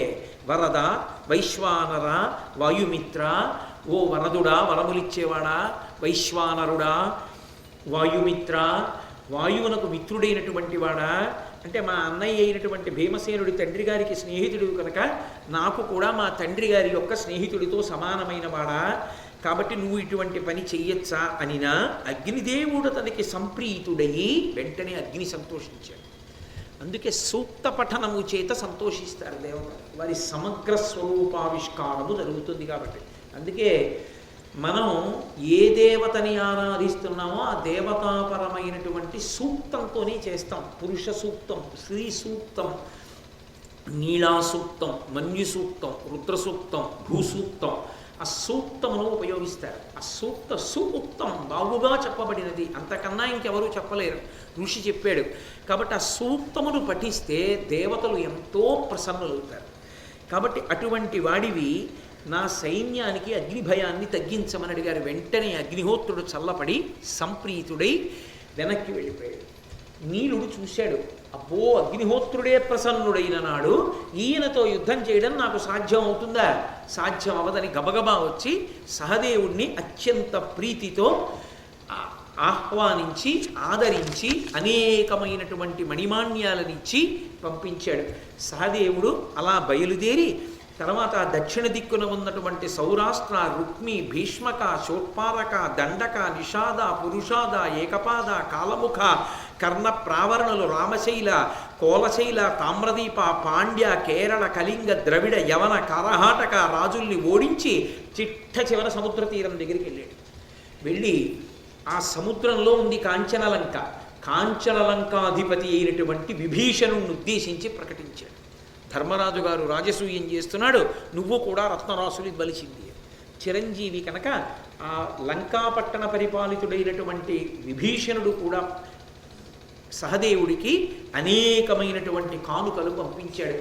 ఈ కానుకలన్నిటితోటి కలిసి సహదేవుడు దక్షిణ దిక్కునంతటినీ జయించినటువంటి వాడై సంతోషంగా తిరిగి వచ్చేశాడు. ఆ తర్వాత నకులుడు పశ్చిమ దిక్కుకు బయలుదేరాడు. మహితక దేశాన్ని, మరు, మాళవ, బర్బర, కర్బర, శైరీషక, దాశార్ణ, పుష్కరాణ్య, సరస్వతి, సింధూ నదీ తీరాల రాజ్యాలను, పంచనద, అమర పర్వతవాసులను గెలిచి శ్రీకృష్ణుడు ద్వారకానగరంలో పశ్చిమ దిక్కున ఉన్నాడు కాబట్టి ఆ ద్వారపతిలో శ్రీకృష్ణుడికి తన రాకను తెలిపి ఆయన యొక్క ప్రీతిని పొంది మేనమామ మద్రపతి అయినటువంటి శల్యుణ్ణి చూసి శల్యుని యొక్క గౌరవాన్ని పొంది అక్కడి నుంచి తిరిగి ఆ దిక్కునంతటినీ జయించి వచ్చాడు. అక్కడతో ఉత్తర దిక్కుకు వెళ్ళినటువంటి అర్జునుడు, తూర్పు దిక్కుకు వెళ్ళినటువంటి భీమసేనుడు, దక్షిణ దిక్కుకు వెళ్ళిన సహదేవుడు, పశ్చిమ దిక్కుకు వెళ్ళినటువంటి నకులుడు, 4 దిక్కుల ఉన్నటువంటి సమస్త సామ్రాజ్యములను గెలిచి ఈ భూమండలానికి అంతటికీ కూడా సార్వభౌముడు ధర్మరాజే అన్న స్థితిని కల్పించి వచ్చారు. ఇప్పుడు తాను ఇన్ని రాజ్యములను గెలిచాడు కనుక పరమ సంతోషంగా ఆ రాజసూయ మహాయాగం చెయ్యడానికి ఆయన ఎంతో సంతోషంగా ప్రారంభం చేసి శ్రీకృష్ణ పరమాత్మకి కబురు చేశారు. రాజసూయ మహాయాగం ప్రారంభమవుతోంది, మీరు ఇచ్చేయవలసింది. శ్రీకృష్ణుడు వచ్చాడు, కూర్చోపెట్టాడు. ఆయన్ని కూర్చోపెట్టి పూజ చేసి నీ యొక్క అండదండల వలన ఈ సమస్త రాజ్యములను గెలిచాను తప్ప నీవు పక్కన లేకపోతే, నీ అండ లేకపోతే ఇవాళ ఈ భూమండలం మీద ఉన్నటువంటి రాజులందరినీ గెలవడం మాకు సాధ్యమా కృష్ణ? ఇది భగవద్భక్తి అన్న మాటకు అర్థం. సాధారణంగా భక్తి ఉన్నది, భక్తి లేదు. మీరు నన్ను క్షమించగలిగితే ఒక్క మాట చెప్తా. 2 కారణముల చేత తెలిసిపోతుంది. ఒకటి, పూజ చేసేటప్పుడు తెలిసిపోతుంది వీడు భక్తిగా చేస్తాడా యాంత్రికంగా చేస్తాడా తెలుస్తుంది, మనసులో భక్తి ఉన్నదా. రెండవది, నీకు ఏదైనా పరమోత్కృష్టమైన సంతోషకరమైన విషయం జరిగినప్పుడు తెలిసిపోతుంది మీకు భక్తి ఉన్నదా లేదా. మీకు అంటే నన్ను కూడా కల్పించమండి. సభలో మిమ్మల్ని ఒకరిని ఉద్దేశించి మాట్లాడతాం కాబట్టి నువ్వు మీరు అన్న మాటలు వస్తాయి. అంతేగాని నేను పండిపోయిన వాడిని మీరేదో పచ్చికాయి అని నా ఉద్దేశ్యం కాదు. ఈ సభలో అందరిలో పచ్చికాయ ఎవరు అంటే బహుశా నేనే ఉంటానేమో కూడా. కాబట్టి కలియుగం కదూ, అందుకే పెద్దపీట మీద నేను కూర్చున్నాను. కాకపోతే మీరు తక్కువని నా ఉద్దేశ్యం కాదు చెప్పేటప్పుడు. అలా అయితే పరమేశ్వర స్వరూపమైన సభకి నమస్కారం అని ఎందుకు మొదలు పెడతాను? ఆ గౌరవం లేనినాడు. కాబట్టి అది చూడండి, లోకంలో ఏదైనా ఒక అత్యంత ప్రధానమైన కార్యం మీద వెడుతున్నప్పుడు భగవంతుడికి నమస్కారం చేస్తాడు. ఈశ్వర తప్పకుండా నాకు మేలు జరిగేటట్టు చూడు అంటాడు. ఈశ్వర అనుకోని కాలంలో నిప్పులు వచ్చాయి, 9 నెలలు నిండాక రావలసిన నొప్పులు నా కూతురికి 7వ నెల పూర్తవగానే వచ్చాయి. లోపల శిశువులు ఎలా ఉంటారో ఏమో, ఎన్నో ఆశలు పెట్టుకుంది పిచ్చి తల్లి. పరమేశ్వర ఎలా అయినా రక్షించి ఆ పిల్లల్ని కాపాడు సుమా అని నమస్కారం చేస్తాడు. వెళ్ళి కూర్చున్నాడు. కూతురు ఎక్కడో ఉంది, ఆ ప్రసవం నొప్పులు పడుతూ గదిలో. పరిగెత్తుకొచ్చి ఎవరో చెప్పారు, అయ్యా మనవడు మనవరాలు పుట్టారు, తాతగారు అయ్యారు, చాలా సంతోషం అన్నారు. మనవడు మనవరాలు అయ్యారు, తాతగారు అయ్యారు అని చెప్పగానే కూడా లోపల పరమేశ్వరుడు జ్ఞాపకం వచ్చి నమస్కరించగలవా? ఈశ్వర నన్ను కరుణించారు, ఏ వార్త వినాలో అని బెంగపెట్టుకున్నాను. అయ్యో వీడు ఏడుస్తాడని, నేను ఏ అర్హత లేనివాడినైనా వీడు ఏడిస్తే మళ్ళీ నేనే కళ్ళు తుడవాలని నన్ను అనుగ్రహించి క్షేమంగా మనవల్ని ఇచ్చారా, పరాత్పరా మీకు ఒక నమస్కారం అని నువ్వు అనగలవా? అలా నువ్వు అనగలిగితే పైకి అనక్కర్లేదు. మంచి మాట వినగానే పరమేశ్వరుడు జ్ఞాపకానికి వస్తాడు. ఆ కష్టంలో రావడం గొప్ప కాదు, గుర్తొస్తాడు, గుర్తొచ్చి తీరుతాడు. కానీ సుఖమునందు సంతోషమునందు ఈశ్వరుడు జ్ఞాపకానికి వస్తాడు. వచ్చి మొదటి నమస్కారం ఆయనకి చేయగలవా? ఏదైనా ఒక మంచి మాట వినగానే పూజామందిరంలోకి వెళ్ళి ఆయనతో పంచుకోగలవా? మీ అనుగ్రహమే ఇదంతా ఈశ్వర, మీ అనుగ్రహం లేని నాడు నాకు ఈ ఆనందం ఎక్కడిది అనగలవా? అలా అనగలిగితే నీకు ఈశ్వరుడు ఉన్నాడు, విగ్రహం కాదు. ఆయనకు కావలసింది అదొక్కటే, యోమే భక్త్యా ప్రయచ్చతి. ఆ అనుబంధం ఉంటే చాలా ఆయన ఎంతో మురిసిపోతాడు. తండ్రికి 80 ఏళ్ళు వచ్చేసాయి, ఎక్కడో కూర్చుని ఉంటాడు. తండ్రి ఏం చేయగలడు? ఆయన ఏం చేయలేడు. కూతురుకి మనవరాలకి మంచి సంబంధం కుదిరింది. పరుగున వెళ్ళి నాన్నగారండి 2 కాళ్ళ మీద పడిపోయి నాన్నగారికి నమస్కారం పెట్టి, నాన్నగారు మీరు చేసిన పూజలండి, మీ భక్తి అండి, మీ మనవరాలను అనుగ్రహించి మంచి సంబంధం కుదిరింది, ఇప్పుడే ఫోన్ చేసి చెప్పారు, మొట్టమొదట మీకే చెప్దామని వచ్చాను నాన్నగారు, మీ ఆశీర్వచనం లేనినాడు మన వంశంలో ఇవన్నీ ఎలా దొరుకుతాయి అని తండ్రి కాళ్ళు పట్టుకు నమస్కరించాడు. ఏమి ఇవ్వాలి తండ్రికి? ఒరే మనవరాలి పెళ్లి కుదిరింది, నాకు పట్టుపంచ పట్టరా అంటాడా తండ్రి? ఏమి కొడుకురా, ఎంత పరిగెత్తుకొచ్చి ముందు నాకు చెప్పాడురా చాలంటే. అందరికీ చెప్తుంటే పెద్ద ఆయనకి వినపడి, ఏమిట్రా అందరూ సంతోషంగా చెప్పుకున్నారు, ఏమైంది చెప్తాను నేను, ఉండండి మీరు అలాగా కాసేపు అన్నాడు అనుకోండి. ఎవరో చెప్తారు, మీ మనవరాలు పెళ్లి కుదిరిందండి తాతగారు, పాపం సంతోషిస్తాడు, కానీ మనసు ఎంత కలుక్కుమంటుంది. భగవద్భక్తి కూడా అంతే, భక్తి అనుబంధం అంతే. భక్తి అంటే అదేదో పెద్ద సిద్ధాంతం అనుకోకండి. భక్తి అంటే అనుబంధం, ఈశ్వరుడితో ఉన్న అనుబంధం. నీవు ఏదైనా ఈశ్వరుడితో మాట్లాడి చెప్పగలవా, సంతోషమునందు దుఃఖమునందు కూడా. అది చిట్ట చివరికి ఏ స్థాయిలో ఉండాలంటే తలుపు సందులో వేలుపడినప్పుడు కూడా ఈశ్వర అనగలవా. అలా అనడం అలవాటైపోతే ప్రాణోత్క్రమణమునందు కూడా అదే వస్తుంది కాదు. సాధనమున పనులు సమకూరు ధరలోన, అది ధర్మరాజు గారి భక్తి. అందుకు భారతం చదువుకోవాలి. ఈ 4 దిక్కుల ఉన్న రాజ్యాలు గెలిచాడు. గెలిచి ఇప్పుడు మనకంతా సుఖరమైపోయింది కృష్ణ, ఇంకేం ఎదురులేదు, మొదలు పెట్టేస్తున్నాను అని కూడా అనొచ్చు. అలా అనలేదు. తీసుకొచ్చి కూర్చోపెట్టి ఆయనకి నమస్కారం చేసి చేతులు కట్టుకు నిలబడి, కృష్ణ నీ అనుగ్రహం లేని నాడు ఇది సాధ్యమా అని అడిగాడు. అది భక్తి అన్న మాటకు అర్థం. ఎంత పూజా పదార్థాన్ని మీరు వినియోగించారన్నది కాదు, మీ మనసు ఎంత ప్రహృష్టమై ఉన్నదన్నది ప్రధానం. అందుకే నేను మీతో మనవి చేసే ఆ పూజలో తెలిసిపోతుంది. శుద్ధ ఆచమనీయం సమర్పయామి అంటాడు. ఎన్ని మాటలు విడిచిపెడతాడు నీళ్లు? ఒక్క మాట పోస్తాడు.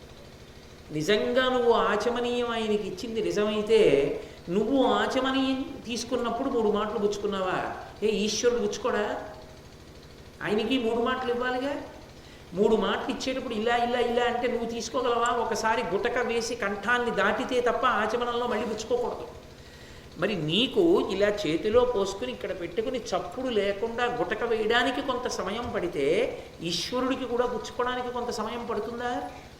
మరి నువ్వు ఉద్ధరణితో నీళ్లు విడిచిపెట్టేటప్పుడు ఒకసారి విడిచిపెట్టిన దానికి రెండవసారి విడిచిపెట్టిన దానికి మధ్యలో ఆ సమయాన్ని పరిపాలన చెయ్యాలా?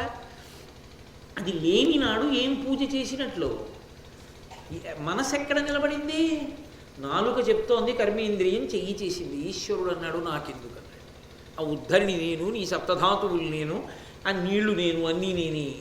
అన్నీ నేనైనా నీ మనసు పెడితే నేను పుచ్చుకుంటా. నేను లేనివాడను కాను, కాఠిన్యము లేనివాడను, నాదని నేను అహంకరించను. నువ్వు సంతోషంగా ఇస్తే నేను పుచ్చుకుంటా. అది అనుబంధం అన్న మాటకు అర్థం. అందుకే పూజ అనగా అనుబంధ సంస్మరణము. ఆ ప్రేమతో చేసేది పూజ తప్ప ఆ ప్రేమ లేకుండా చేసేది యాంత్రికము. అదొక తొంతు అంటారు. తొంతు అంటే మనసు అక్కడ ఉండదు, చెయ్యాలి కాబట్టి చేస్తూ ఉంటారు. ఏదో ఆయన తంతు చేశారండి అంటారు. కాబట్టి చాలా చోట్ల జరిగేటటువంటి పూజలన్నీ తంతులే. సత్యనారాయణ వ్రతం చేస్తున్నాం అంటారు. సత్యనారాయణ వ్రతం చేస్తే సత్యనారాయణ వ్రత మంటపం కన్నా పైకి ఎవరైనా కూర్చోవచ్చా? ఆయన కన్నా పైకి ఎలా కూర్చుంటావు? కింద కూర్చోవాలి ఆయన కన్నా. ఆ వచ్చిన వాళ్ళందరూ కుర్చీల్లో కూర్చుంటే అది వ్రతం ఎలా అవుతుంది? ఆయన్ని అవమానించడం అవుతుంది. అంత నీకు మోకాళ్ళ నొప్పులైతే గడప అవతల కూర్చో, మంత్రం వినపడుతోందిగా. అక్కడికి వెళ్ళి నువ్వు కుర్చీకి కూర్చోవడం ఎందుకు? నీ పెద్దరికం. కూర్చుంటే కింద కూర్చోలేకపోతే గడప అవతల కుర్చీలో కూర్చో. తగుదునమ్మ అని నవగ్రహ మంటపం, అష్టదిక్పాలకులు, సత్యనారాయణ స్వామి ఇంతమందిని పిలిస్తే వీడొక్కడు కుర్చీ. నీకు గౌరవం భక్తి ఉంటే ఇంతమంది వస్తున్నారండి పెద్దవాళ్ళు, కుర్చీ ఎందుకండి, నేను గడప అవతల కూర్చుంటే ఆ దోషం రాదు అని గడప అవతల కూర్చో. నిజంగా కూర్చోలేకపోతే దోషం ఏం లేదప్పుడు. అక్కడ ఎందుకు? మండపం పక్కన, మండపం పక్కన కూర్చుంటారు. పెళ్లి జరిగేటప్పుడు చూడండి, సర్వమంగళాదేవతని పిలిచి కొబ్బరి బొండం మీద మంగళసూత్రాన్ని పెట్టి పూజ చేస్తుంటారు. దిక్కుమాల కాల్చిన పెద్దరికం, ఒంటికి వయసు వచ్చిందని చెప్పులు వేసుకుని పెద్దవాళ్ళు కుర్చీలు వేసుకుని కూర్చుంటారు అక్కడ. ఎందుకది? ఏం కనపడకపోతే, నువ్వు చూడకపోతే కాలిపోయింది అక్కడ క్రతువు. నువ్వు చూడకపోతే వచ్చిన నష్టం ఏమిటి? సర్వమంగళాదేవతని ఆరాధన చేస్తుంటే చెప్పులు వేసి కూర్చుంటావా? అదే నీ పెద్దరికం. ఎందుకు నువ్వు పీటల మీద అక్కడ చెప్పులు వేసుకుని సెల్ ఫోన్లు పట్టుకుని ఫోటోలా? జరుగుతున్నది సర్వమంగళాదేవత యొక్క పూజ. ఆ పిల్ల జీవితం దాని మీద ఆధారపడిందా? ఆ మంగళసూత్రం ఉంటే కదూ ఆ పిల్ల గౌరవం, ఆమె బతుకంతా దాని మీద ఆధారపడిందా? కనీసం నీకు భక్తి లేకపోతే దయ లేదు ఆ పిల్ల మీద? కారుణ్యం ఉండద్దు ఆ పిల్ల చల్లగా ఉండాలని? చెప్పులు ఇప్పి వేదిక మీదకి వెళ్ళలేవు.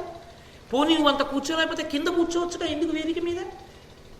అసలు పెళ్లిలో వేదిక మీద కూర్చోపెట్టకపోతే అమ్మ బాబోయ్ పెద్దరికం ఇంకేమైనా ఉన్నట్టే. కాబట్టి అక్కడే కూర్చోవాలి, కుర్చీలు వేసుకొని. కింద కూర్చోకూడదు. క్రతువు చక్కగా చూడడం, అక్షతలు వేయడం. కూర్చుని చూద్దాం అనుకున్న కన్నా పేరాశ ఇంకొకటి లేదు పెళ్లిలో.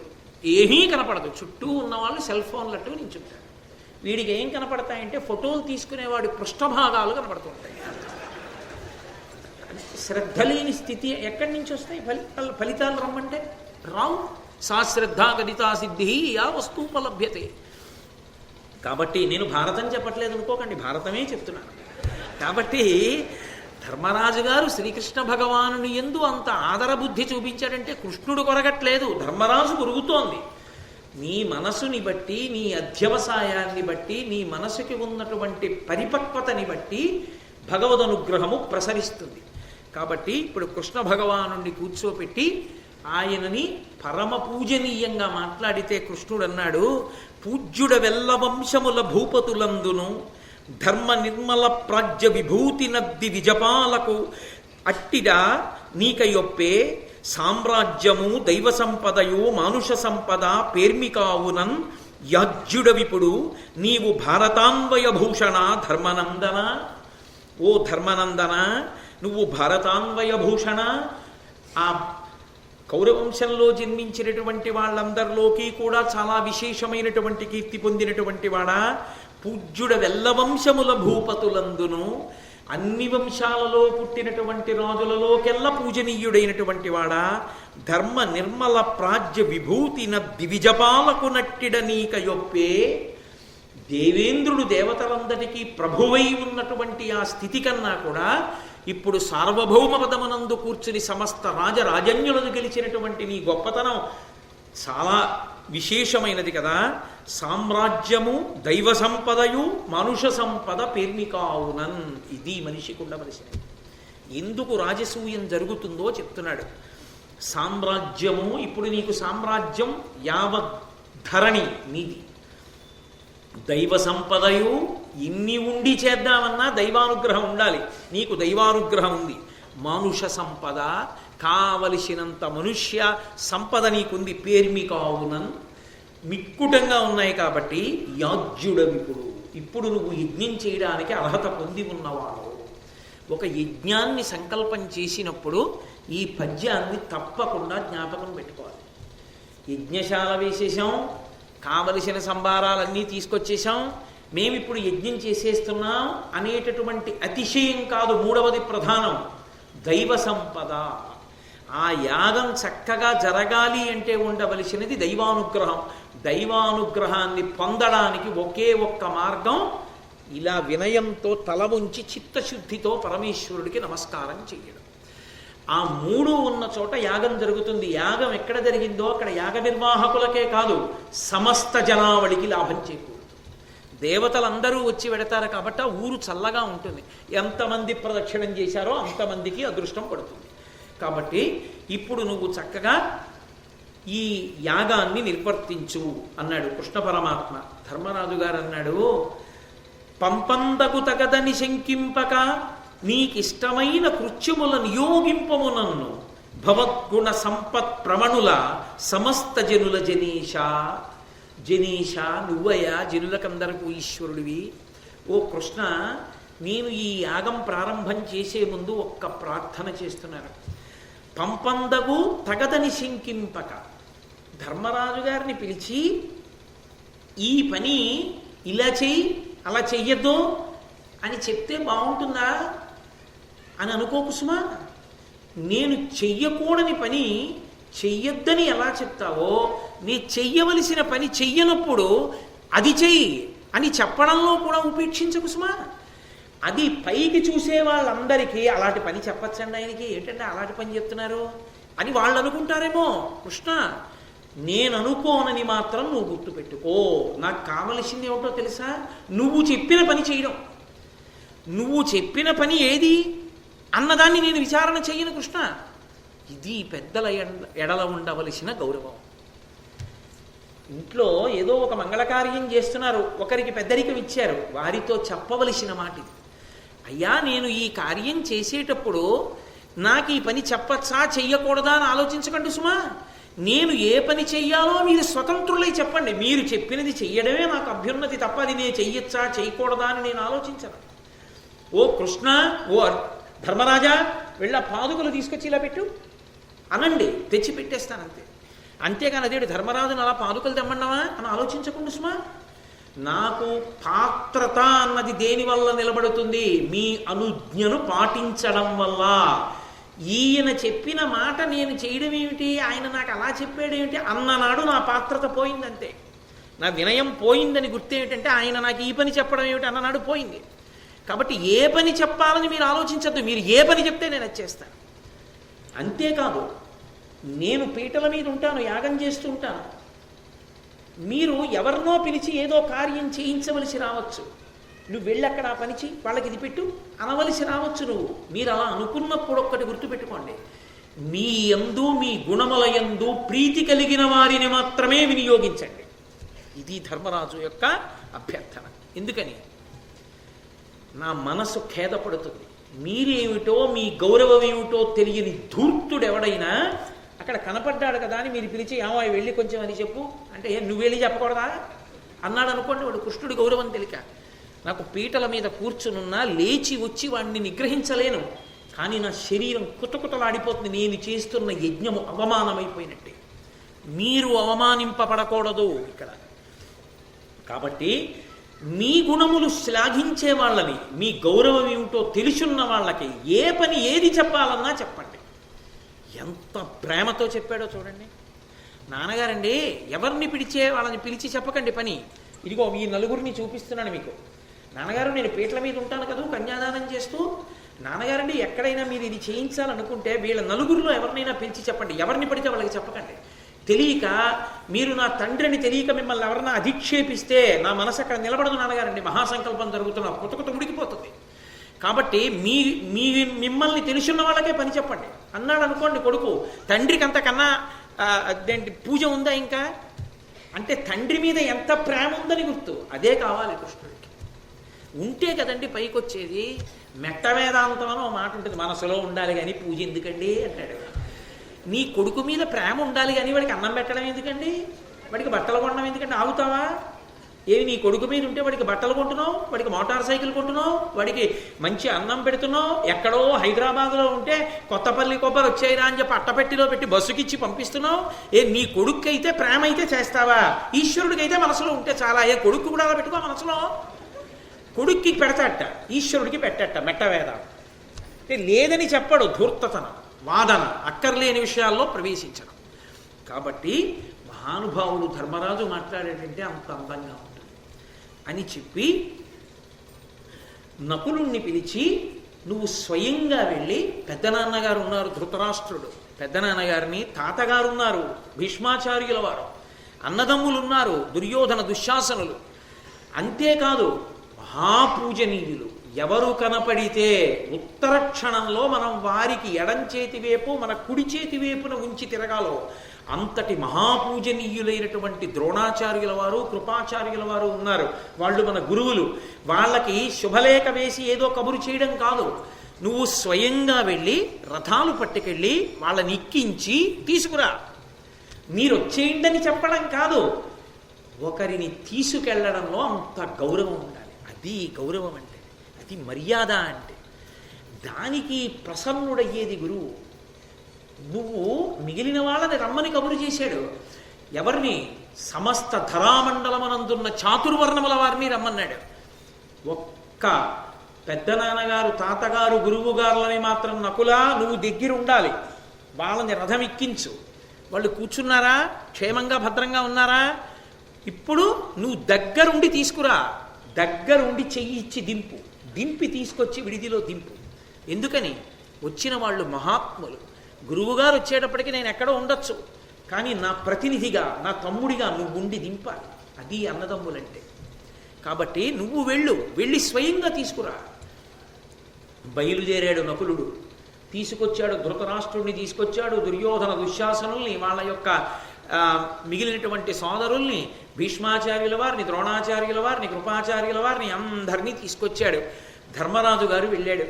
భీష్మాదులందరూ వచ్చి కూర్చున్నారు ఉచితాసనముల మీద. అందరి దగ్గరికి వెళ్ళి 2 చేతులు ఒగ్గి నమస్కరించాడు. అది పెద్దల పట్ల గౌరవం అంటే. ఒగ్గి నమస్కరించి ఒక మాట అన్నాడు, మీ అనుగ్రహమున చేయంగ గడగితి ఇమ్మహాద్ధరంబు నిమ్మితోడా దీని నిందరును అనూనంబుగా భూని పెంపు మెరసి నిర్వహింపవలయు. నేను రాజసూయం చేస్తున్నాను అనుకోకండి, మీ అందరి అనుగ్రహం నా చేత రాజసూయం చేయిస్తోంది. కాబట్టి మీ అందరూ కూడా ఈ యాగ నిర్వహణ నా చేత జరిపించి నన్ను కృతకృత్యుణ్ణి చెయ్యండి అని వాళ్ళకి పెద్దరికం ఇచ్చాడు. పెద్దరికం ఇచ్చి ఎవరెవరు ఏ కార్యములను చూస్తూ ఉండాలో చెప్పాడు. ఎందుకని పెద్దరికానికి ఒక నియమం ఉంటుంది. అడగలేదనుకోండి చెప్పరు, అడగకుండా చెప్పకూడదు, అది మర్యాద. అనవసరపు పెద్దరికం. తీరా చెప్పిన తర్వాత మాకు అది అలవాట్లేదండి అన్నాడు అనుకోండి, ఏమైపోతావు? నీ పెద్దరికం కాలిపోతుంది. ఎందుకు అక్కర్లేని పెద్దరికం నీకు? అందుకని అడగకుండా చెప్పకూడదు. మహానుభావుడు స్వామి హనుమకి తెలుసు, మతంగ మహర్షి ఉన్నటువంటి ఋష్యమూక పర్వతం మీదకి వెళ్ళిపోతే వాలి చచ్చిపోడు, సుగ్రీవుడు చచ్చిపోడు, వాలి అక్కడికి రాడని తెలుసునో చెప్పలేదు. సుగ్రీవుడు పరిగెడుతున్నాడు, తాను పరిగెత్తాడు. భూమండలం అంతా తిరిగి వచ్చేసాడు. తిరిగి వచ్చేసిన తర్వాత ఆఖరణ ఓ సందర్భంలో అడిగాడు వాలి సుగ్రీవుడు, ఏమి ఎందుకు చెప్పలేదు ఈ విషయం ముందే నాకు అని అడిగాడు. నువ్వు అడగలేదు కదా. అడగాలి. పెద్దల దగ్గరికి వెళ్ళినప్పుడు అడిగి నిమంత్రణం చేసుకోవాలయ్యా, మీరు మాకు ఈ కార్యాన్ని మీరు లేనినాడు ఎలా జరుగుతుంది, మీరు నిర్వహించండి అని చెప్పాలి. కాబట్టి భీష్మునికి ద్రోణునికి ఇచ్చాడు అధికారం. ఇది పెద్దరికం అంటే. మహాభారతాన్ని చూసి నేర్చుకోవాలి. భీష్మద్రోణులకి ఈ పనులు చెయ్యండి అని చెప్పలేదు. కార్యాకార్యముల యందు ఆజ్ఞ చేసే అధికారము ఇది. ఎందుకని? ఇంటి పెద్దవాడు, వంశ పెద్ద తాతగారు భీష్మాచార్యుల వారు. తాతగారు మీ పని ఏమిటో తెలుసా? అలా కూర్చుని కార్యాకార్యముల యందు శాసనము. ఒరే ధర్మజా ఈ పని చెయ్యి, ఒరే ధర్మజా ఈ పని చెయ్యకు. ఈ రెండిటిని చెప్పడం మీ అధికారం.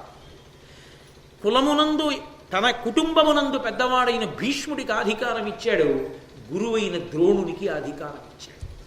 గురువు అధికారి అలా చెప్పడానికి. గురువుగారు మీరు కూడా కార్యాకార్యముల యందు నన్ను ఆజ్ఞాపించండి, ఇది చెయ్యి ఇది వద్దు మీ ఇష్టం. మీరిద్దరూ ఎవరైనా చెప్పారనుకోండి, ఇప్పుడు ఎందుకులేండి అన్న మాట నేననే సమస్య ఉండదు. అందుకని మీది కార్యాకార్యముల యందు ఆజ్ఞ. దానమునందు నేను ఎవరికి ఏది దానం చెయ్యాలి, ఎంత దానం చెయ్యాలి, ఎవరి పాత్రత ఎంత, ఎవరి అర్హత ఎంత, ఎవరికి ఎంతంత నేను ఇవ్వాలి నిర్ణయించే అధికారం కృపాచార్యుల వారిది. ఎందుకని? అపాత్రునకు దానం వెళ్ళకూడదు. పాత్రత అపాత్రత నిర్ణయించగలిగిన వాడు గురువు. కాబట్టి కృపాచార్యుల వారికి ఇచ్చాడు. ఎవరికి ఎంత దానం చెయ్యాలో మీరు చెప్పండి, అంత దానం చేస్తాను. పదార్థ వినియోగం విదురుడు. ఎందుచేత? మహాధర్మాత్ముడు, నీతి విశారదుడు. కాబట్టి యజ్ఞం జరిగేటప్పుడు ఏ పదార్థం ఎంత వెయ్యాలో అంత వెయ్యాలి. ఎందుచేత అంటే అందులో గమ్మత్తు ఉంటుంది. సందర్భాన్ని బట్టి, సమయాన్ని బట్టి, వాడవలసిన పరిస్థితుల్ని బట్టి, అక్కడ ఉన్న పరిస్థితుల్ని బట్టి పదార్థాన్ని మారుస్తారు. ఒక యాగం చేసేటప్పుడు యాగ సంకల్పానికి యాగం జరిగే రోజుకి మధ్యలో ఆ యజ్ఞం చేస్తున్నటువంటి కర్త యజమాని శత్రువుల యొక్క బాధని ఎదుర్కొంటున్నాడు అనుకోండి, ఆ వాడే పదార్థంలో ఒకటి కలుపుతారు. అది ఏమిటో ఇప్పుడు మీకు నేను ప్రకటనంగా చెప్పవలసిన అవసరం లేదనుకోండి, ఎందుకంటే ఎవరికి వాడు ఎవరినో శత్రువుగా భావించి యాగాల మొదలెడితే లేరిపోని కూడా. ఒక ప్రత్యేక పదార్థాన్ని కలిపి ఆ పదార్థంతో యాగం చేస్తారు. యాగం చేస్తే శత్రువులు పడిపోతారు, వాళ్ళు బలహీనులైపోతారు, వాళ్ళు ఇక విజయం సాధించలేరు. ఆ పదార్థాన్ని వాడతారు యజ్ఞంలో. అది నీతిశాస్త్ర విశారదుడైనటువంటి విదురుడికి తెలుసు, ధర్మబుద్ధి కలిగినటువంటి వాడు. తెలిసి వాడడం తప్పు. ఎందుకో తెలుసా? నాకు ఇవాళ ఎవరినో చూసి కోపం వచ్చి వాడు నా శత్రువుని ప్రకటించేశాను అనుకోండి, యాగం చేసేశాను, వాడు పడిపోయాడు, దెబ్బతిన్నాడు. ఆ తర్వాత వాడిని చూడడానికి వెళ్ళా సంతోషంగా.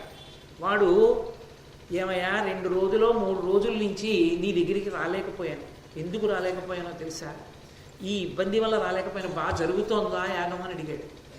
అయ్యయ్యో వాడు నా మీద కక్ష పెట్టుకున్నాడు అనుకున్నాను, పాపం ఇంత ఇబ్బందిలో ఉన్నాడా అని బాధపడ్డాడు. ఇప్పుడు ఏం చేయాలి?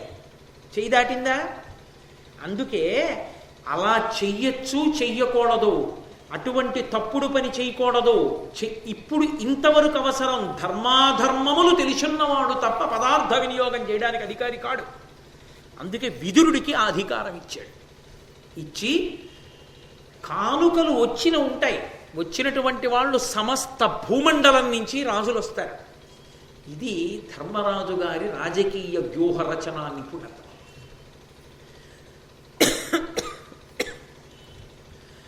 ఆ వచ్చిన రాజులు ఎన్నో కానుకలు తెస్తారు. అవేం సామాన్యమైన కానుకలు కావు, వజ్రవైఢూర్యాలు రత్నాలు రాసులుగా తెస్తారు. ఇవి పుచ్చుకోవడానికి ఒక అధికారి ఉండాలి. నిమిషానికి ఒకరు పుచ్చుకున్నారనుకోండి పక్క నుంచి జారిపోతాయి. అందుకని ఎవరో ఒకడు ఉండాలి, ఉండి వాడు ఇవన్నీ పుచ్చుకుని ఎవరెవరు ఏం తెచ్చారో తెలుసుకుని జాగ్రత్తగా కోశాగారానికి చేర్చగలిగిన వాడై ఉండాలి. గొప్ప వ్యూహరచనా నిపుణుడు ధర్మరాజు గారు. ఏ తెలివి తక్కువ వాడేం కాదు. అందుకే తిక్కన గారు మెత్తని పులి అన్నాడు ధర్మరాజు గారు. మహా తెలివైన వాడు రాజకీయంలో. అందుకే దుర్యోధనుడికి ఇచ్చాడు ఆ పదవి. ఎందుకని?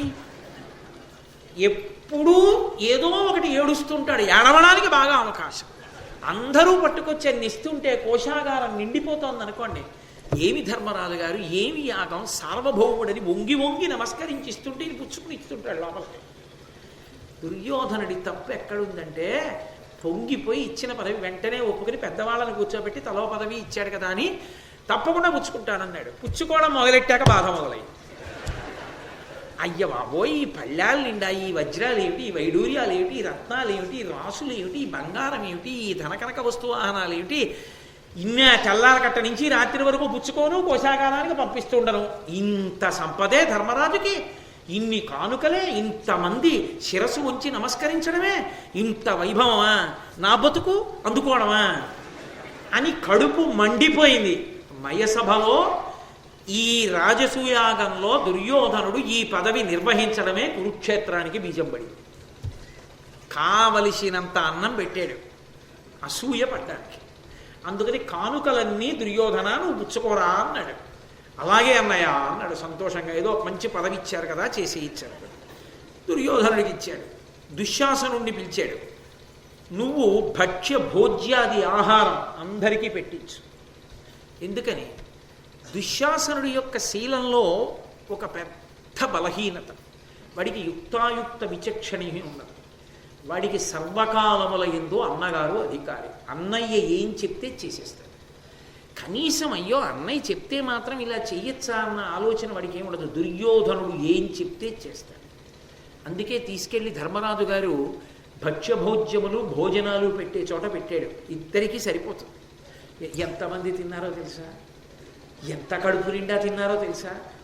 ఎక్కడ వండించాడో, ఎన్ని పప్పులు, ఎన్ని పాయసాలు, ఎన్ని కూరలు, ఎన్ని పచ్చళ్ళు, ఎన్ని పులుసులు అని వీడు చెప్పుకేడవా? ఇన్ని కానుకలు వచ్చాయి, ఎంత డబ్బు వచ్చింది అని వాడు ఏడవా?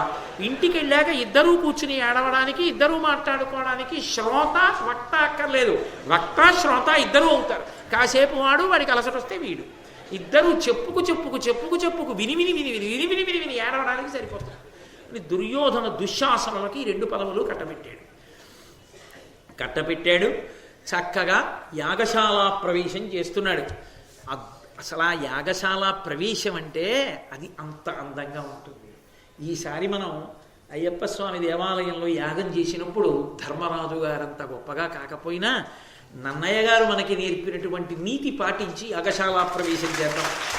ఆ యాగశాల ప్రవేశం చెప్తూ అంటాడు, ప్రాజ్ఞుడు విశేష ధర్మ విధిజ్ఞుడు ధర్మజుడు యజ్ఞదీక్షితుడయి విప్రజ్ఞాతి పరివృతుండయి యజ్ఞాయతనమున కరిగే అధిక విభూతిన్.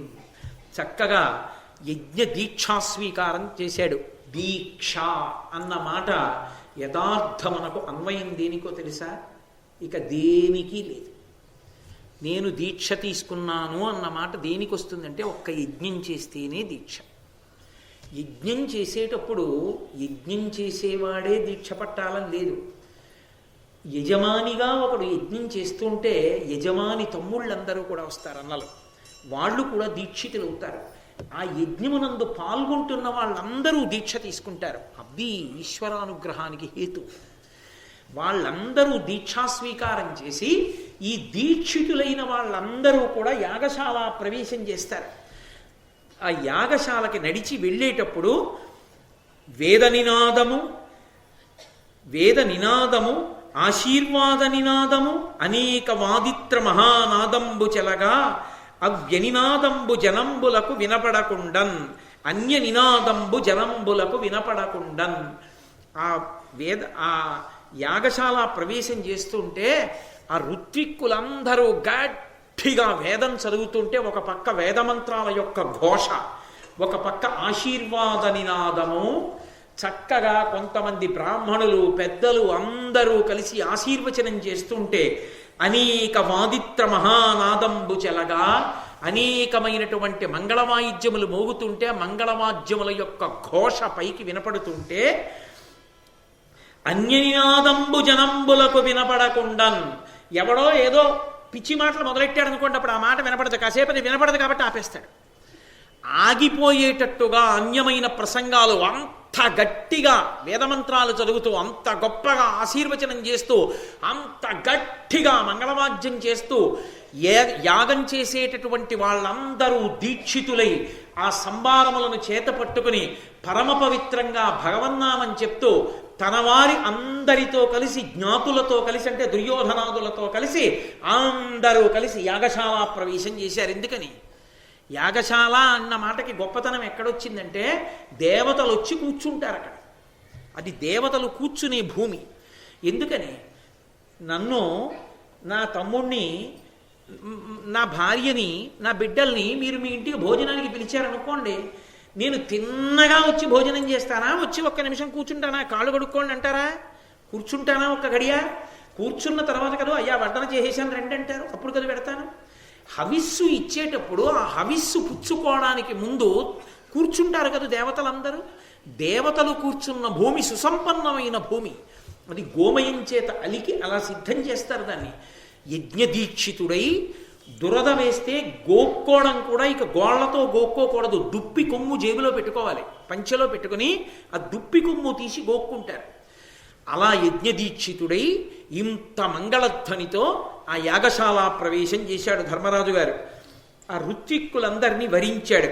మూర్తీభవించిన అనంత వేదాల వంటి వారైన పైల ధౌమ్యులు ఋగ్వేద తంత్రాన్ని నిర్వహించేటటువంటి ఋత్విక్కులుగా, అసలు వాళ్ళ దర్శనం చాలండి, వాళ్ళ పేర్లు వినడం చాలు. యాజ్ఞవల్క్యుడు యజుర్వేద తంత్రాన్ని నడిపే ఆధ్వర్యుడుగా, వేదవ్యాసుడు ప్రధాన ఋత్విక్కైన బ్రహ్మగా, ఏ వేదవ్యాసుడు మహాభారత రచన చేశాడో ఆ వేదవ్యాసుడే బ్రహ్మగా ఉన్నాడు యజ్ఞానికి. అందుకే మహాభారతం ఇతిహాసం.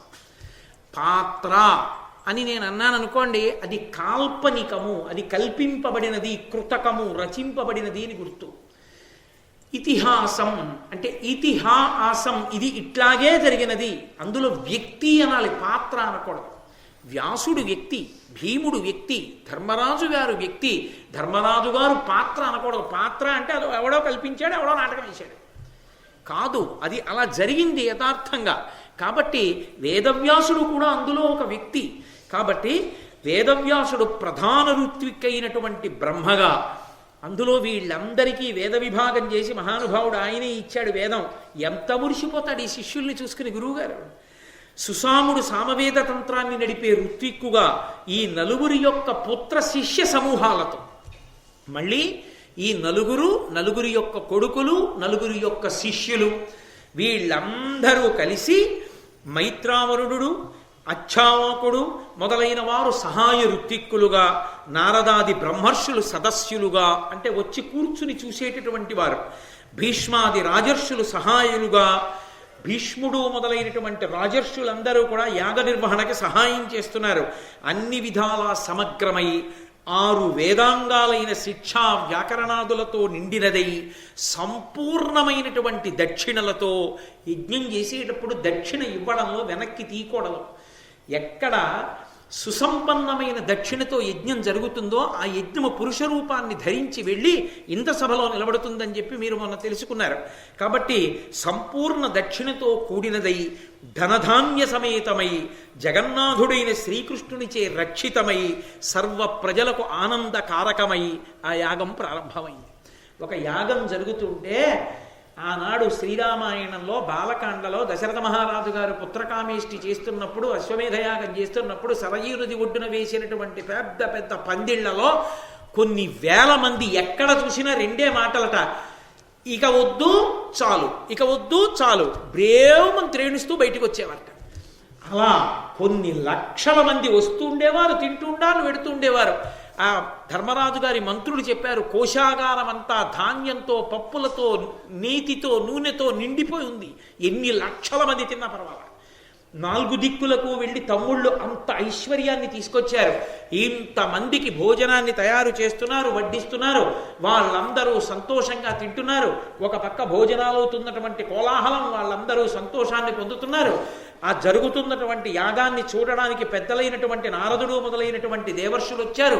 భీష్మాచార్యుడు వంటి రాజర్షి మహానుభావుడు, ఆయనే ధనస్సు పట్టుకుంటే ఎవడ ఆపగలడు ఆయన్ని. అటువంటి భీష్మాచార్యుల వారు పెద్దవాడై సహాయకుడై కూర్చునున్నాడు. ద్రోణుడు, కృపాచార్యుడు, గురువుగారులు కూర్చునున్నారు. మహానుభావులైనటువంటి వేదవ్యాసుడు బ్రహ్మస్థానంలో కూర్చున్నాడు. సుశిక్షితుడై పరమభక్తితో చెయ్యడానికి ధర్మరాజు గారు తన తమ్ములతో, జ్ఞాతులతో కలిసి యజ్ఞదీక్ష తీసుకుని యాగం చేస్తున్నాడు. అసలు నిజంగా మీరొక్కసారి మనసుతో ఊహించండి, ఎంత కన్నుల పండుగగా, ఎంత సంతోషంగా, అంత జన కోలాహలంతో ఎంత ఆనందంగా జరిగిందో ఆ యాగం.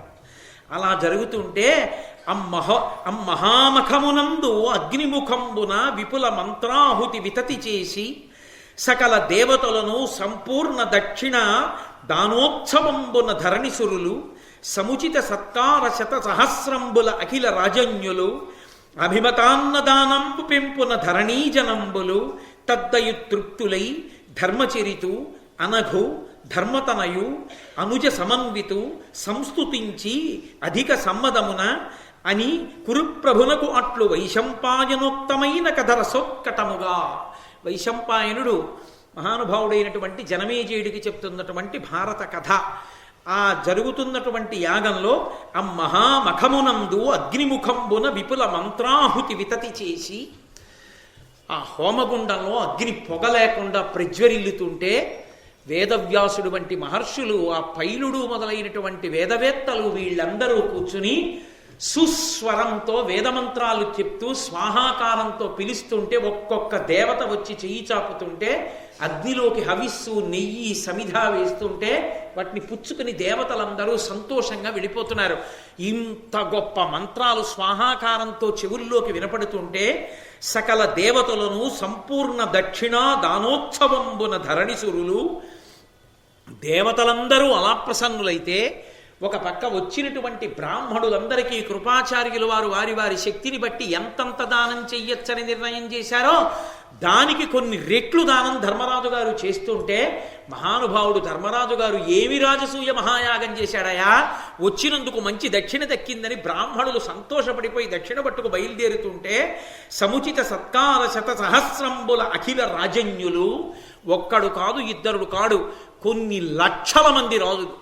అంతమంది రాజులు అంత డాంబికంగా వాళ్ళ వేషాలు ధరించి మెడలో హారాలు వేసుకుని వాళ్ళందరినీ కూడా ఒక పక్క సత్కార సభ జరుగుతుంటే ఎక్కడెక్కడ నుంచో వచ్చినటువంటి రాజుల్ని ప్రీతి పురస్సరంగా వాళ్ళకి తగినటువంటి సత్కారం చేసి వాళ్ళని పంపిస్తుంటే ఇంతమంది రాజులు కూర్చునుంటే వాళ్ళ రథాలు, వాళ్ళ ఏనుగులు, వాళ్ళ గుర్రాలు, వాళ్ళ యొక్క సైనికులు వీళ్ళందరూ కూడా భోజనాలు చేసి సంతోషంగా నిలబడుంటే ఆ ఏనుగుల ఘీంకారాలు, ఒక పక్క గుర్రాలు చేసేటటువంటి సకిలింపులు, సైనికుల యొక్క సంతోషం, ఏమి యాగానికి వచ్చాం, ఏమి ధర్మరాజు, ఏమి అద్భుతం, అబ్బా రాజుగారు మనని తీసుకొచ్చారు, మనం అదృష్టవంతులం రా అంటుంటే ఎక్కడ చూసినా ఎదురుగుండా అన్ని లక్షల మంది రాజులతో ప్రాంగణం నిండిపోతే వాళ్ళకి సత్కారం జరుగుతుంటే అభిమతాన్న దానంబు పెంపున ధరణీజనంబులు ఆ వచ్చినటువంటి సామాన్య జనులందరికీ కూడా వాళ్ళ కోర్కెలు తీరేటట్టుగా కొంతమందికి బట్టలు పెడుతున్నారు, కొంతమందికి ఆభరణాలు ఇస్తున్నారు,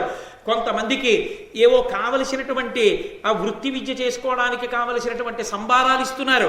ఆ వచ్చిన ప్రతివాడు ఏదో ఒక కానుక పుచ్చుకుని ఆ కానుకని చూసి ధర్మరాజు గారు ఎంత గొప్ప కానుక ఇచ్చాడ్రా, ధనం ఉన్నందుకు. ఇది కదు నారదుడు మొదట చెప్పాడు, ధనం ఉన్నది ఎందుకయా, దత్త సుఖము, దాన్ని దానం చెయ్యాలి, సుఖం అనుభవించాలి.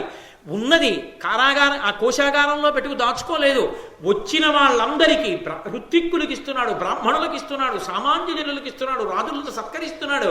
ఇంతమందిని ఇన్ని రకాలుగా సత్కరిస్తుంటే ప్రజలందరూ మురిసిపోయి ఆ సంబారాలు పట్టుకుని వెళ్ళిపోతుంటే వీళ్ళకి ఇవి ఇవ్వమని కృపాచార్యుల వారు నిర్ణయం చేస్తుంటే తదనుగుణంగా దాన ధర్మాలు జరుగుతుంటే తద్దయు తృప్తులై ధర్మచరితు వాళ్ళందరూ పరమతృప్తితో అబ్బా ఎటువంటి యాగానికి వచ్చాం అని అంత దూరం కనుచూపు మేర జనం ఒక పక్క భోజనాలు చేసేవాళ్ళు, వస్తున్న వాళ్ళు, భోజనాలు కెడుతున్న వాళ్ళు, ఆ వాహనాలకి ఆ జంతువులకి కావలసినటువంటి గ్రాసం సత్కారం పొందుతున్న రాజులు, వెళ్ళి ధర్మరాజు గారికి నమస్కారం చేసేవాళ్ళు, కానుకలు కట్టేవాళ్ళు, పుచ్చుకుంటున్న దుర్యోధనుడు, ఓ పక్క భోజనాలు, ఓ పక్క భీమసేనుడు. అబ్బబ్బబ్బా ఈ 5 పాండవులు, శ్రీకృష్ణ పరమాత్మ, భీష్మాచార్యుల వారు, ద్రోణాచార్యుల వారు, కృపాచార్యుల వారు, కర్ణుడు, అశ్వత్థామ, కన్నుల పండుగ ఏమి తేజోమూర్తులని మురిసిపోయి జనులందరూ వీళ్ళని చూస్తుంటే ఏమి ధర్మచరితుడు, నడవడి అంతా కూడా ధర్మమే కదా. అంతటి మహానుభావుడి ధర్మరాజని, ధర్మతనయుడు, సాక్షాత్ యమధర్మరాజు గారి కొడుకు, అనుజ సమన్వితుడు. ఇది అన్నదమ్ములంటే ఒక చేతి 5 వేళ్లలా 4 తమ్ముళ్ళు 4 దిక్కుల గెలిచొచ్చి మా అన్నగారిది రాజ్యం అని అన్నగారి పాదాల మీద పెడితే సార్వభౌముడై యాగం చేస్తుంటే మా అన్నగారిని చేతులు కట్టుకుని ధర్మనందనుడి వెనక 4 తమ్ముళ్ళు ఇంత శక్తివంతులై కూడా ఒక్క మాట తేడా లేకుండా నిలబడి ఉంటే చూసినటువంటి జనులు సంస్తుతించి రధిక సమ్మతమున వాళ్ళందరూ పొంగిపోయి ఓహా పాండవుల యొక్క వైభవాన్ని చెప్పుకుంటుంటే భర్తతో కలిసి సతీ సహగమనం చెయ్యకుండా బ్రతికి కొడుకుల్ని పెంచి పెద్ద చేసినందుకు ప్రయోజకులైనటువంటి 5 కొడుకుల యొక్క వైభవాన్ని చూసుకుని కుంతీదేవి మురిసిపోయి కళ్ళొత్తుకుని మీరు యమలోకంలో యమసభలో ఉన్నారని ఇంద్రసభకి పంపడానికి మీ కొడుకులు చూడండి ఎటువంటి యాగం చేస్తున్నారోనని పాండురాజు గారిని తెలుసుకుని కుంతీదేవి తల్లి అయి అటువంటి సమర్థులైన కొడుకుల్ని కన్నందుకు మురిసిపోతుంటే విదురుడొచ్చి వాళ్ళ ధర్మాన్ని చూసి పరవశించిపోతూ అమ్మా నీ కన్న కడుపు పండిందంటుంటే ఆ అనుజ సమన్విత సంస్తుతించి రధిక సమ్మదమున అని కురుప్రభువున కట్లు వైశంపాయనోక్తమైన కథ రసోత్కటముగా బ్రహ్మాండంగా చెవులకింపుగా వింటే భారతం వినాలనేటట్టుగా ఆ యాగం జరిగినటువంటి విధి విధానాన్ని కన్నులకు కట్టినట్టుగా మనమే ఆ యాగమంటపంలో కూర్చున్నంత ఆనందం కలిగేటట్టుగా మహానుభావుడైనటువంటి వైశంపాయనుడు జనమేజయుడికి చెప్తుంటే జనమేజయుడు మా వంశంలో మా తాతలు ఇటువంటి యాగం చేశారా అని నోరు తెరిచి పరమానందంతో వింటున్నాడయా అన్నారు. ఇవాళ ఇక్కడ వరకు మాత్రమే చెప్తాను, దీన్ని దాటి చెప్పను. ఎందుకు చెప్పను అంటే ఇక్కడ వరకు జరిగేటటువంటి యాగం ఒకలా ఉంటుంది పరమ సంతోషకరంగా. ఇది దాటిందనుకోండి శిశుపాలుడు ప్రవేశిస్తాడు. మళ్ళీ ఆ శిశుపాలుడు అసలు ఎందుకు వచ్చాడు, ఏమా అల్లరి, దీనికి వెడితే యాగశాలలో ప్రవేశించిన ఆనందానుభూతికి కించిత్ కొరత వస్తుంది. అందుకని ఇవాళ మనందరం మానసికంగా ధర్మరాజు గారు చేసినటువంటి రాజసూయ మంటపానికి వెళ్ళి ఆ యాగాన్ని దర్శనం చేసి అంతటి మహాత్ముల్ని మనోనేత్రంతో చూసిన ఆనందాన్ని కడుపులో పెట్టుకుని బయలుదేరి రేపు సాయంకాలం 6:30 కలుసుకున్నప్పుడు అత్యంత కీలకమైనటువంటి ఘట్టం సభాపర్వంలో ఆ శ్రీకృష్ణ పరమాత్మకి అగ్రపూజ జరుగుతుంది. కాబట్టి మహోత్కృష్టమైనటువంటి ఘట్టం నడుస్తుంది. కాబట్టి రేపటి రోజున హైమవతమ్మ గారు మీరు సాయంకాలం 6 వచ్చేసి అంత గొప్ప ఘట్టం జరుగుతుంది కాబట్టి విష్ణు సహస్రనామ స్తోత్ర పారాయణ ఎంతమంది వస్తే అంతమందితో చేయించండి. వీలైతే నేను కూడా వచ్చి పారాయణ చేస్తాను. ఆ గోపాలకృష్ణ గారు రేపు మీరు శ్రీకృష్ణ భగవానుడి ఆలయంలో తులసితో చక్కగా పూజ చేయించండి. రేపు మహానుభావుడికి అగ్రపూజ జరిగేటటువంటి ఘట్టం, ఆయన అవతార విశేషాన్ని చెప్పేటటువంటి ఘట్టం కాబట్టి రేపు ఆ తులసి ఎక్కువ పూజ చేయించండి. రేపు సాయంకాలం 6:30 కలుసుకుందాం. రేపు ఆ మహోత్కృష్టమైనటువంటి ఘట్టాన్ని రేపు విందాం. మంగళాశాసనపరై వదాచార్య పురోగమై సర్వైశ్చ పూర్వైరాచార్యై సత్కృతాయాస్తు మంగళం. మంగళం కోసలేంద్రాయ మహనీయ గుణాత్మనే చక్రవర్తి తనూజాయ సర్వభౌమాయ మంగళం. ఉమాకాంతాయ కాంతాయ కామితార్థప్రదాయినే శ్రీగిరీశాయ దేవాయ బలినాథాయ మంగళం. కరచరణకృతం వా కర్మ వాక్కాయజం వా శ్రవణనైనజం వా మానసం వాపరాధం విహితం వా సర్వమేత్తక్షమస్వ శివ శివ కరుణాబ్ధే శ్రీమహాదేవ శంభో. సర్వం శ్రీ ఉమామహేశ్వర పరబ్రహ్మార్పణమస్తు. స్వస్తి.